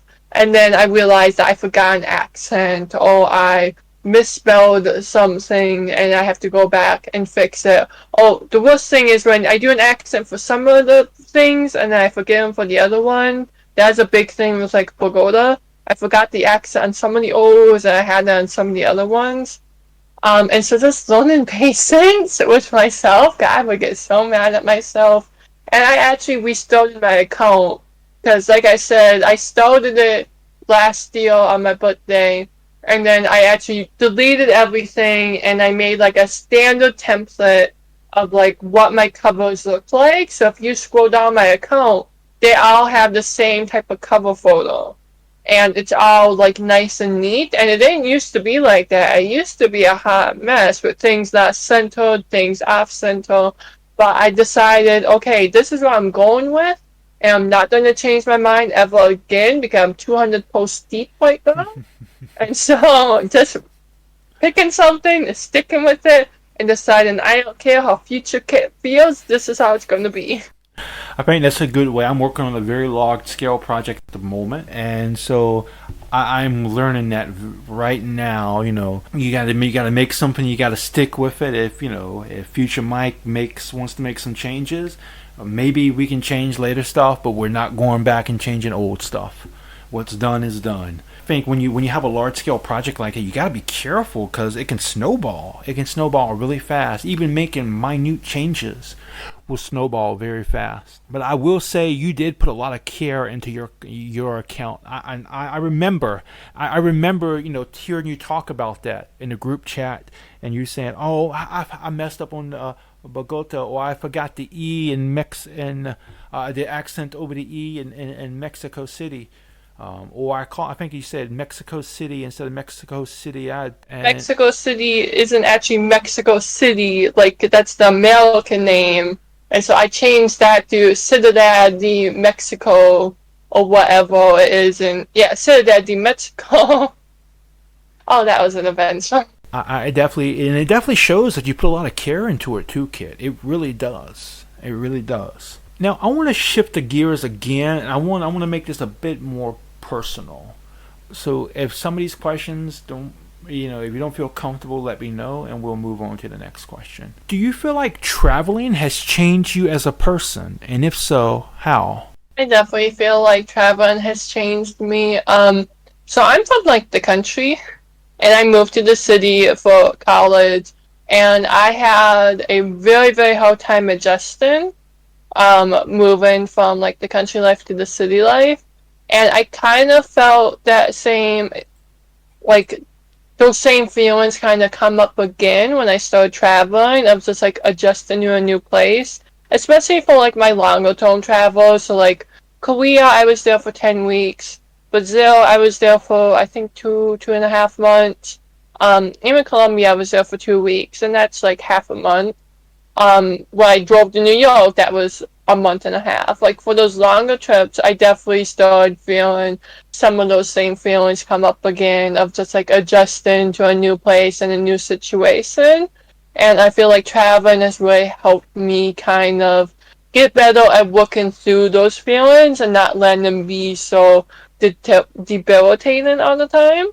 And it's also given me like a lot of confidence. So like I used to not be able to order food at restaurants, and now like I'm an expert at it because when you have to order food in another language, like you stop worrying about what other people think about you, and that extends outside of restaurants. Like I don't care if people are looking at me or like I think I'm dressed funny or like any of that stuff anymore because bigger picture when I've been to different places and yeah, I do dress funny compared to this country or even this city in the United States. It's like, yeah, but people dress differently all over the place and that kind of stuff. And so that's why like why I call the account like Adventure Confidence because I was thinking about what's the three things that I feel in adventure and it's like, well, you gain the confidence. A lot of people call me brave all the time. And really getting to practice that. And then the other two things, I don't know if you've seen this on my Twitter account or on Instagram, but it's adventure, confidence, wonder, and love. The wonder comes in is I have a love of learning, and when you go to these places, the history, the culture, the language, and getting to see it and getting to be there and just like appreciate the moment and doing that with a sense of wonder. Because it can be really easy to do it with like a sense of judgment or a like kind of like a homesickness or like why don't they do it like we do here? But actually doing it and approaching it with like that open mind has been very helpful. And then like just the love, like I love all the cities I went to and all the countries and I love the experience of it and I love like how it changes myself and the other people I meet, just having those characteristics kind of encompass myself during these adventures. I feel like I kind of embody that same philosophy as well when it comes to traveling. Being that I've lived abroad for so long, I felt like it helped me to grow as a person. I felt like I grown more, in my 10 years of living abroad than I ever did, living back home. I feel like some of that comes from the fact that, you realize you're so far away that you have to rely on yourself. You have to rely. You can't pick up the phone and say, okay, mom, I'm stuck in the middle of nowhere, can you come pick me up? Well, if you're in the United States, I can pick up my phone and I can call my mom and I know my mom, she really loves me, and she would drive across the state to pick me up. She'd probably drive to any of the nearby states to pick me up as well. But on the other side of the planet, I realized that's not a situation I could do. And so I have to I had to realize, okay, this is on you, Michael. You got to use your resources. What few resources you have, you got to use your mind. And you have to use your strength to kind of get through the situation. And I felt like it's made me be more self-reliant. It's also helped me to mature as well. I've always been a very inquisitive person. That's one of the reasons why I studied philosophy, because I love asking questions. But I love learning. And I believe learning is something I'm very passionate about, and I believe learning is a lifelong experience. Learning doesn't end when you graduate from high school or you graduate from university or grad school, but I believe we never stop learning until the day we die. And so I try to learn as much as about where I'm traveling to, from to the people that live there. I love talking to different people about their experiences in the culture, they're from, and I try to learn from them. As now, don't get me wrong, I love reading books. I love learning from books. I believe books are very important as well, and please make no mistake about that. But also, I believe there's a knowledge that we can learn from life, from talking to people, from having experiences that we can't get from books. And so I believe that's very important. And I believe it's important to have an open mind. There's a vast world out there, and people are going to do things very different from how you're used to it, and that's okay. There's no right or wrong way to do things a lot of ways. But I will also say that if you go at things with an open mind and you learn to see things from a different perspective when you go to different countries, maybe you might learn something that can help you see your own situation in a different light. And so that's another reason why I really enjoy travel. And do you think it's important for people to travel? And besides relaxing, what benefits can a person gain from travel? Yeah, so when was it? Last week I'm a teacher, so I was at like a teacher meeting, professional development thing. And we actually had a conversation that really ties in with this question. And so I work in like an inner city school, so like Title I, low income, not the best neighborhood type of situation. And we were talking about why can't we compare our classrooms and our students with the students from the suburbs, with the students going to these private schools and the education that they're receiving. And the consensus from all the educators in the room, and some of these people, like I've been teaching for 4 years, these people have been doing it for dozens of years.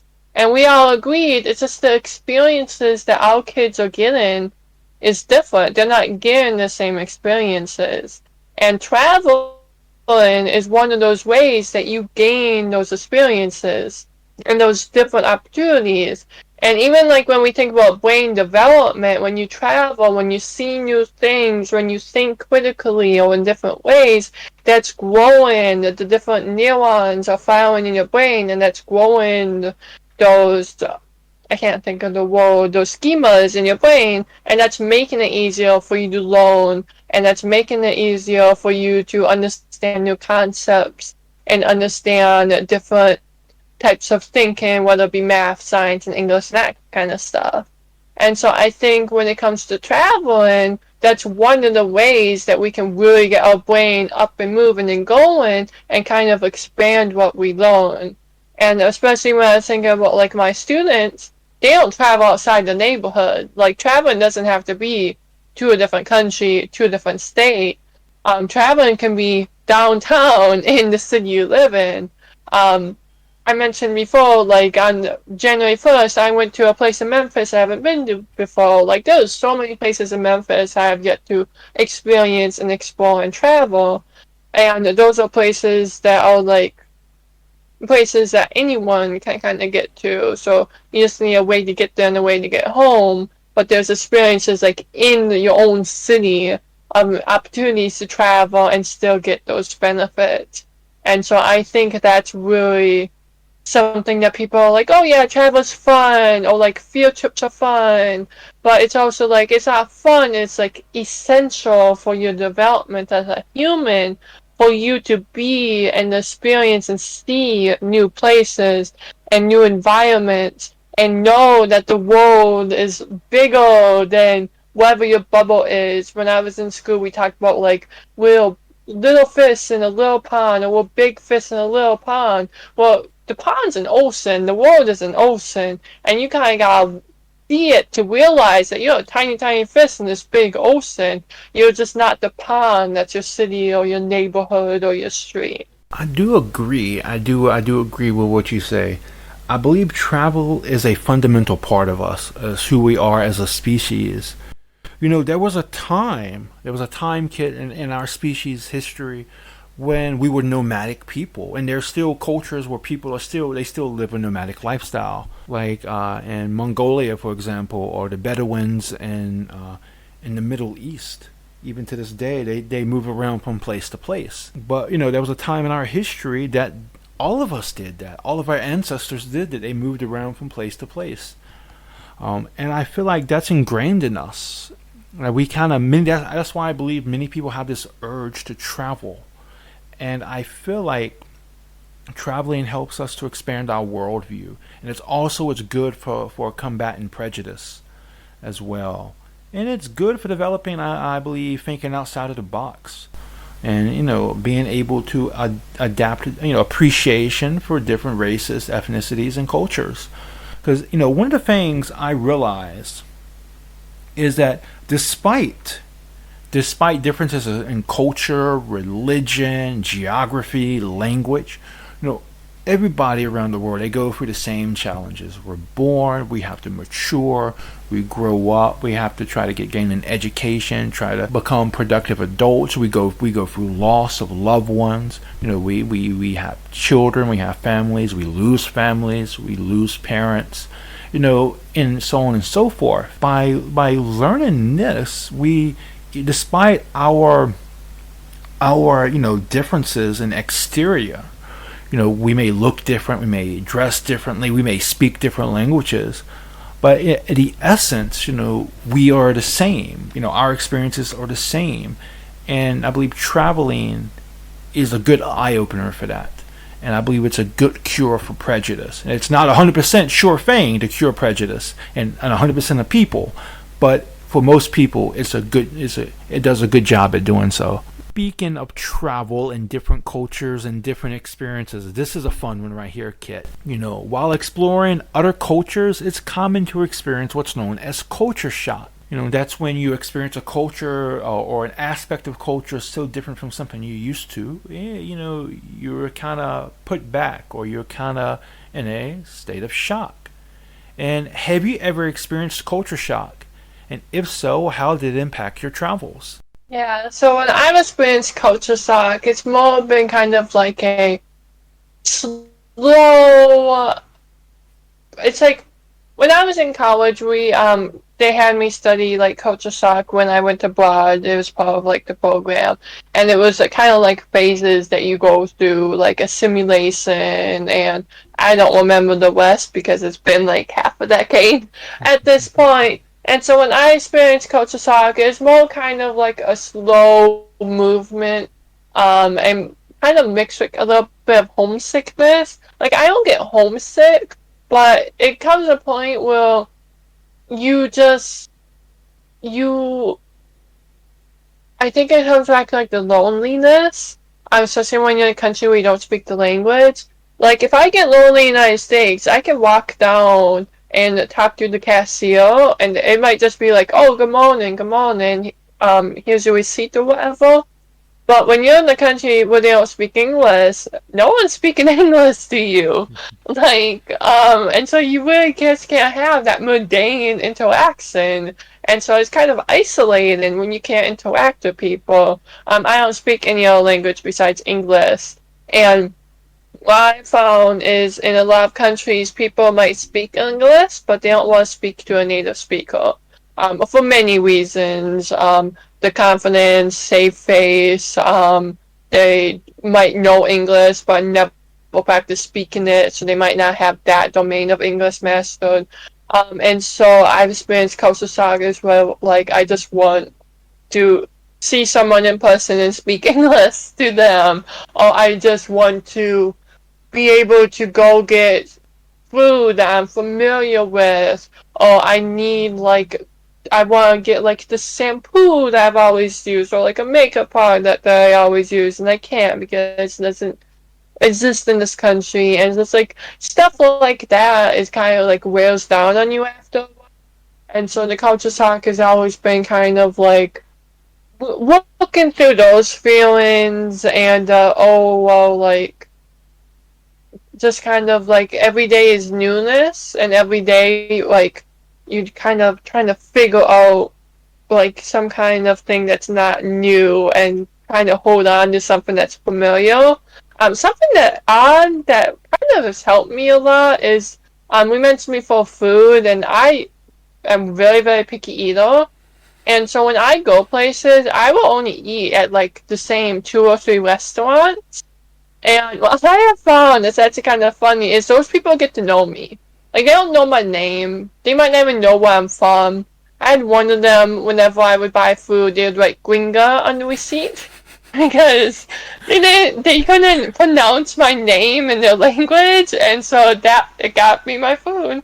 But they start to recognize you, and they know what food you're ordering, and they know like what your order is, and it sounds like insignificant, but just to have a moment where it's like, oh, this person sees me, they know me, and to be known in the place has been really like it's been like my anchor when I go to these different countries of like, oh, this person knows me, they know of me, like they recognize me because you see so many people and they don't even like they see you in the next minute you're gone, that kind of thing. But it's usually like a food place, a convenience store.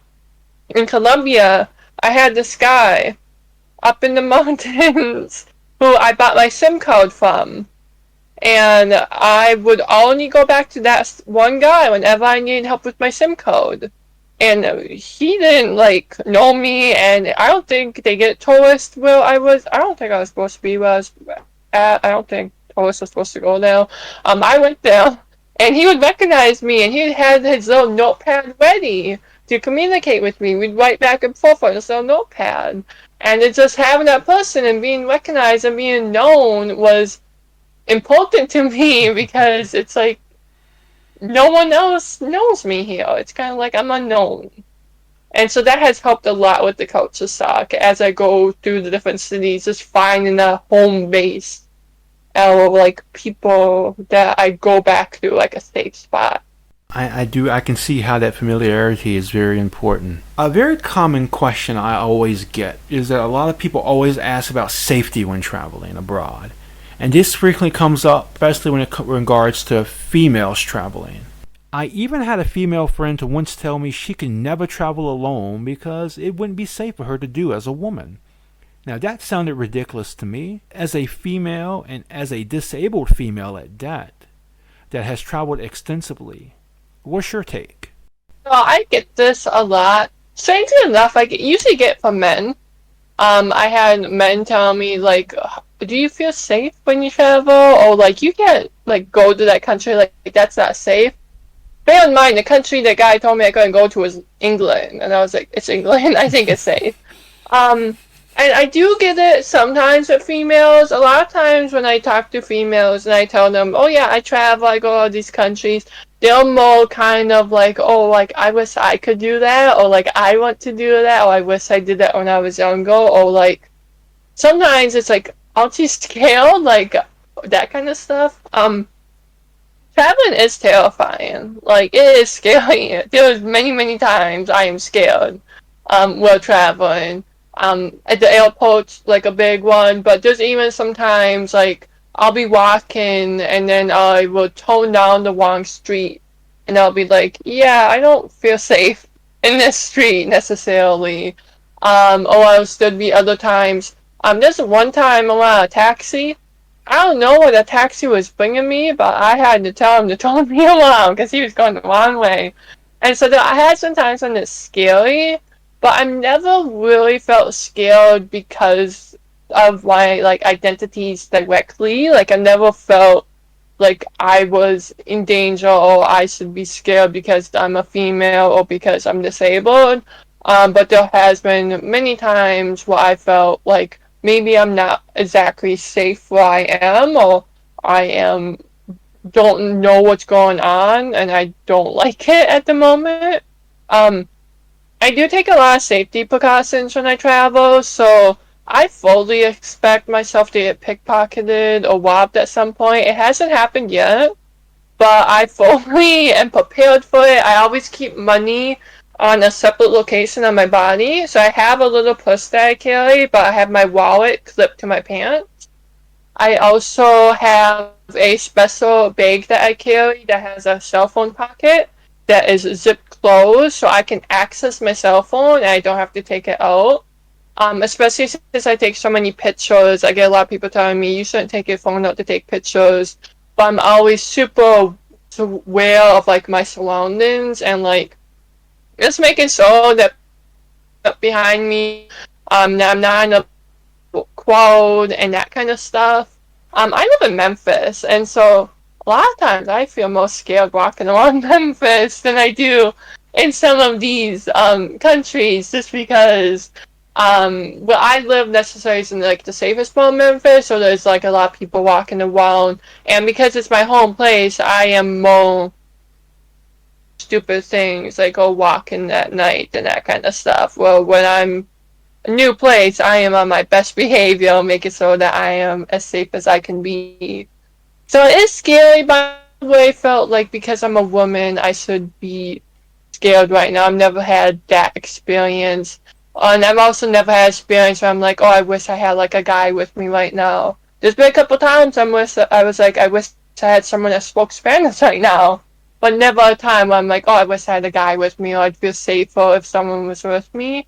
A lot of times I actually kind of feel the opposite, because when I travel alone, English, I don't talk unless it's completely necessary. And so a lot of times, like obviously I stick out a lot of times, but a lot of times people don't necessarily peg me as a tourist right away because I'm not speaking English, I'm not with a tour guide, I'm just walking around and people really don't know what to make of that, but I feel safer kind of blending in a little bit more. Did that answer the question? Absolutely, and I say that's some great advice. If you can blend in, you can just act normal. I think that's really good. Though I'll also point out, that every place has its good and bad places. Places you should go and places you shouldn't go. Like there are places, there are places in my hometown, for example, I wouldn't feel safe walking down, walking down the street in broad daylight. And that's my hometown. So I would say every place has its, good places and bad places. And so there's no one country or one city that has a monopoly on safety or has a monopoly on being a horrible place. But it's just being aware of your surroundings and doing your research and knowing how to, carry yourself in such a situation. And that's something that isn't really gender specific as well. I think traveling is open to anybody, regardless of gender. Anybody can go out and experience the world, and they should, and they shouldn't let you shouldn't let your gender or your race or what have you prevent you from doing that. As I say, that's kind of ironic because I've told many guys what they're doing isn't necessarily safe. So like I've had to tell a guy, when someone hands you something on the street, you don't take that from them. And like they just never thought about it. I was like, no, you don't, like they might say it's free, you don't touch it because it's not free. I've also told like my guy friends or stuff, I'm like, when someone comes up to you and starts talking to you or like asking for money, you don't stop and talk to them, you keep walking. And so I think sometimes different people approach things different ways. And how I do it is very much like I'm not talking to people, I'm not even putting myself in that situation.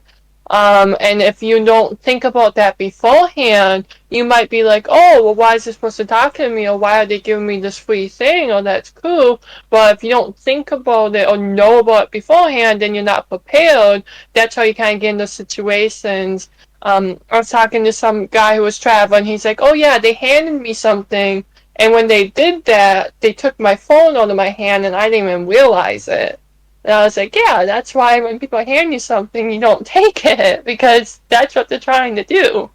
But they've been traveling more than me, but they never realized that because they just weren't prepared for it. Preparation and knowing what kind of things to watch out for is kind of like a skill you have to learn and study and kind of be aware of.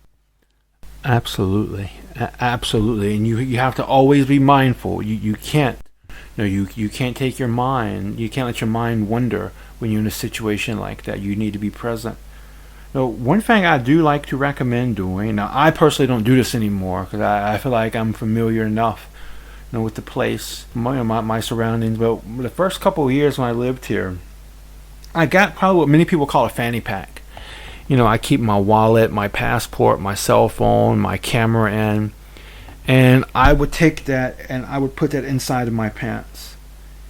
Now, and I look a bit awkward when I have to go pay for stuff in the store, but it's safe. I didn't really have to worry about somebody pickpocketing me. If somebody was going to reach their hand down there, I would definitely know about it. And so it's not something somebody could easily do. But you do have to be cautious about how you keep stuff. My second or third day, maybe fourth day, probably fourth day, here I lost my wallet. Now, I can't be sure I was pickpocketed because we were on the bus, because the pants I was wearing, they kind of had loose pockets to begin with. So there is a good chance that it just fell out of my pocket. But there's also the distinct chance I got pickpocketed as well, but I can't say one way or the other. So, unfortunately, I was just using that as kind of like a place just to keep change. So if I take money out of my fanny pack that I kept in my pants, and I got change back, instead of opening it up again, I just put the change in the wallet I kept in my pocket. So not too big of a loss, but I did have some memorable things in that wallet, like some high school memorabilia from when I played football, and a couple debit cards that were of no use here in a foreign country. But there was a loss, and so I do tell people, it's good to try to be prepared. You've been to many countries, Kitt, and you've experienced many different cultures. Do you feel like you've gained any new perspectives on humanity, or maybe even life? For me, there's always this moment that I get, and it's really like an energizing moment, and it usually happens at some point during the trip, but it's just when I just get like a deep appreciation for how much of the world is out there, and for like how big it is, and for just like how much there is to learn and how much there is to experience. And that has really always been very special to me. When that happened, sorry, I'm saying a lot. I have to stop that. But that's always been special to me when that happened. When I was younger, my favorite book was The Giver. And it was The Giver because I always liked the idea that you experience experiences, the good or the bad, and they are all equally important. And so even if I might not be having the best day, or maybe like I didn't like the snack I tried, or something like that. Or even if it was like, I was doing something mundane, like I was doing laundry. I had to do laundry in Brazil, and that was a whole adventure in itself. But just that experience, and having a moment where you appreciate that I learned something, or I experienced something new, and thinking about how much of that is still out there, really makes kind of life worth living sometimes. Because it's like, well, even if today, I think sometimes I get stuck in like the monotony, I wake up, go to school, come home. Well, even if I'm in the monotony now, like those cities and countries and states and towns to experience and to visit and to get the opportunity to do so, that kind of makes it like, okay, like balancing the monotony and the need for routine for my mental and physical health with the wonder and novelty of having these adventures. I feel I kind of get a similar experience myself. Whenever I travel, whenever I experience a new aspect of history or culture, I kind of feel, this makes sense, I kind of feel kind of alone. On the one hand, I feel I have this alone feeling. On the other hand, I kind of feel like I'm a part of something more, if that makes sense. I feel like that I'm a part of like a greater human family, I guess, if that makes sense. Though on the one hand, I feel a bit isolated, because I feel like, an experience. Now, our experiences are often, colored by our own history, our own preconceived notions and such. And so no two people are going to have the exact same experience. So for me, whenever I come across, something, in culture, something in culture like that, I get that feeling like, wow, even though this is so different, it's very much something that we all have in common. Like, I'll give you a good example of this. Where I'm from in the southeastern United States, there's this folk belief. There's one particular folk belief that when somebody dies, if somebody dies and it rains that day, then it's a sign that the older people believe it's a sign that that person was a good person. Here, there's a similar belief. I'm not sure if they're related or if one influenced the other or if they're both independent. But what really moves me about such a belief is that despite these people being on different sides of the planet, the southeastern United States and Southeast Asia, they have a very similar, or in this case, the same reaction to the loss of an individual in their community. And I feel like that's something there. There's something significant there. And so whenever I realize that, or whenever I have an experience like that, I feel like I'm a part of something larger, something that transcends, national borders or culture or religion or what have you. Always feel like there's something greater, and I feel like traveling reveals that. Enough about me, though. I want to ask you one final specific question, and then I'm going to turn the mic over to you and see if you have any questions for me. What does the future hold for Kitt? Future for Kitt. Well, I've actually kind of taken a break from at least international traveling. I went to like 3 countries last year, and that was kind of exhausting. And so I've been in Memphis since October now. Going into 2023, I think I'm going to do some more traveling around the area. I want to get back to Kentucky to see. I think there's a cave up there I have yet to see.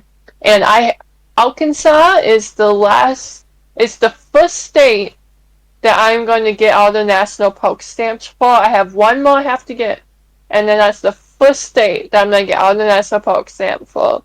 And I'm planning on doing that this year before school ends in May, because that's just like a big milestone for my stamp collecting. So the travel future holds maybe not as exciting as last year. And I really haven't really planned what I'm doing in like the summer or spring break yet. But it still holds a lot of adventure when it comes to this Mid-South area. There's a lot to be discovered. Outside of traveling, I am still competing in chess and doing the whole entire list of other hobbies and juggling them. I've been really into chess this last month, and so that has taken most of my time. I think I'm playing like 3 times a week, and I'm eventually going to get good at it. And so the future holds... I am not that good. The future holds some uncertainty with that. I've always wanted to move abroad, and that has always been something I keep telling myself every year, like next year is the year. So maybe 2023 is the year after the school term ends for September.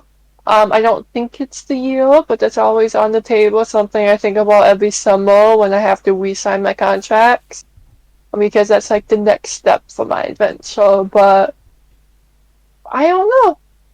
It holds a lot of uncertainty, but a lot of opportunity in the future.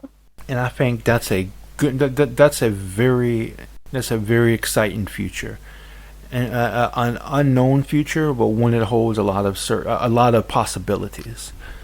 So, and I do kind of have to thank you, though. I do have to give you a special thanks because, in regards to chess, I probably never would have learned how to play chess if it wasn't for you. So, really huge thank you there, and it's something I do really enjoy doing. I can't believe it took me 35 years to pick up chess, but better late than never. So, if anyone listening to this wants to play me in chess, Mike will tell you how to find me. Yep. Because I am again everyone who has ever played chess in their life to download the app and play me now. Because I've been hearing that a lot. They're like, I haven't played chess in a decade, and then they show up and beat me. So Yeah, the first game of chess I ever played, I beat Kitt. I beat her, but I've never beat her since then. Ooh, never beat her. She's always I call her a chess master or a chess mistress, Kitt. So if you're interested in playing Kitt and you like chess, try chess.com. And if you want her link, please let one of us know and we'll hook you up with that. But now I want to turn the mic over to you, Kitt. Do you have any questions for me? So, Michael, Mikey, when I come to your country, can we sit down and have coffee for real? Yeah, if you come to my city, absolutely. If you come to my city, Bet. I don't really have a lot of money, so I can't really travel a lot. But if you come to my city, I would definitely meet you. You come to my city. Consider nothing crazy happens with me and my family between now and then. I have witnesses now, so when I show up to Indonesia and show up to your city, you're obligated to have coffee with me. Absolutely, absolutely. I'll show you. I'll show you some good coffee places, and if I know about it enough in advance, maybe I'll even get you some nice coffee to take home with you too. Back home. Oh, I'm not telling you in advance. Oh. I'm just showing up. Oh,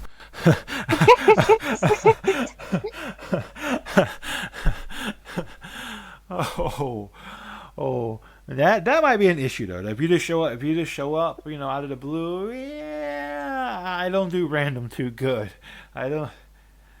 As as chaotic as my life is, there is a certain order to the chaos that is my life. So I would have to know about it at least a week or two in advance, but I definitely could if that's something you want to do one day. Yeah, I would. I love that.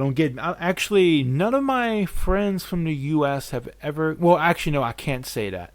One of my friends I met online. He's an Indonesian, but he lives in Texas now. He came back home to visit his family. Back I want to say maybe 2019, maybe it was in pre-COVID times, and we met up. We met up for lunch one day, and he was really cool. He said, what, you have anything you want me to send back home to your family for you? And I'm like, sure, because with the import and export cost here, it's cost prohibitive for us to send anything or to receive anything. So that was a really cool gesture on his part. But yeah, but if I know about it in advance and you want to come, I can hook you up with some bomb ass coffee, man. I can hook you up with I can hook you up with some stuff that will keep you up all night, Kitt. Oh, that's a good story to tell you, Kitt. That is a good story. So you want to hear a quick story? Let's have I hear a quick story. All right. So my first full night here in Indonesia, I arrived late, October 31st, and so my now wife met me at the airport in a different city, and we'd got a travel car and we came back to my current city. Now, me and her weren't married at the time, and cohabitation isn't something that happens here. So I got me a hotel. I stayed the night and at the hotel, and she went home, and we met up again the next day. I went to go meet her family, and there was a gathering there, a special gathering there at her family that night, and I had coffee. We had a cup of coffee. Now, just for context, back in the United States, I used to drink a lot of. I didn't drink a lot of coffee, but I was a coffee drinker. I could drink a pot of I could drink a couple cups of coffee, and I'd be up, but like 2 or 3 hours later, I could easily go to sleep. Had one cup of coffee, one small cup of coffee. At about 6 that night, I was unable to go to sleep until 3 or 4 o'clock in the morning the next day. And so very, very strong coffee. especially if it's not something you're used to. Now it doesn't really have that effect on me, but because I drink it like water now, but back then, completely different story. So long story short, you come to visit and you come to my city, I would love to meet you for coffee. That was my question. All right. So if you don't have any more questions, I'm going to close us out. But hang on just a minute. After I'm done closing out, I'll come back to you. Okay. So thank you so much, Kitt, for all of your support and for. Oh, I'm sorry. You still there, Kitt? Mhm. Is there any? Would you like to say goodbye to the audience before we go? Goodbye, audience. I love y'all. Play me in chess, please. Yeah, that is a challenge. Challenge her in chess if you dare. All right, now I'll close this out and then I'll come back. So thank you so much, Kitt, for all of your support and for joining us today. All right, guys, gals, non-binary pals, and waterfowls, thank you so much for joining us as well. Be sure to check out Kitt at the links below and give her a follow. Following content creators on social media is a great way to support them. If you really like my channel and would like to support my content, please consider donating to my Ko-fi. For the time being, anything I receive via Ko-fi will go towards building my dream PC and towards becoming a VTuber. Also, special thanks to Fran, who does a wonderful job doing my art. A special thanks to all of my friends on Twitter. I wouldn't be here without you all. And most importantly, a special thank you to all of you for watching. Please like this video if you liked it. Dislike it if you dislike it. Feel free to comment below and let me know what you think. And if you like my content, please subscribe and turn your notifications on. Until next time, fam, remember, just be yourself and you'll be awesome. Peace out!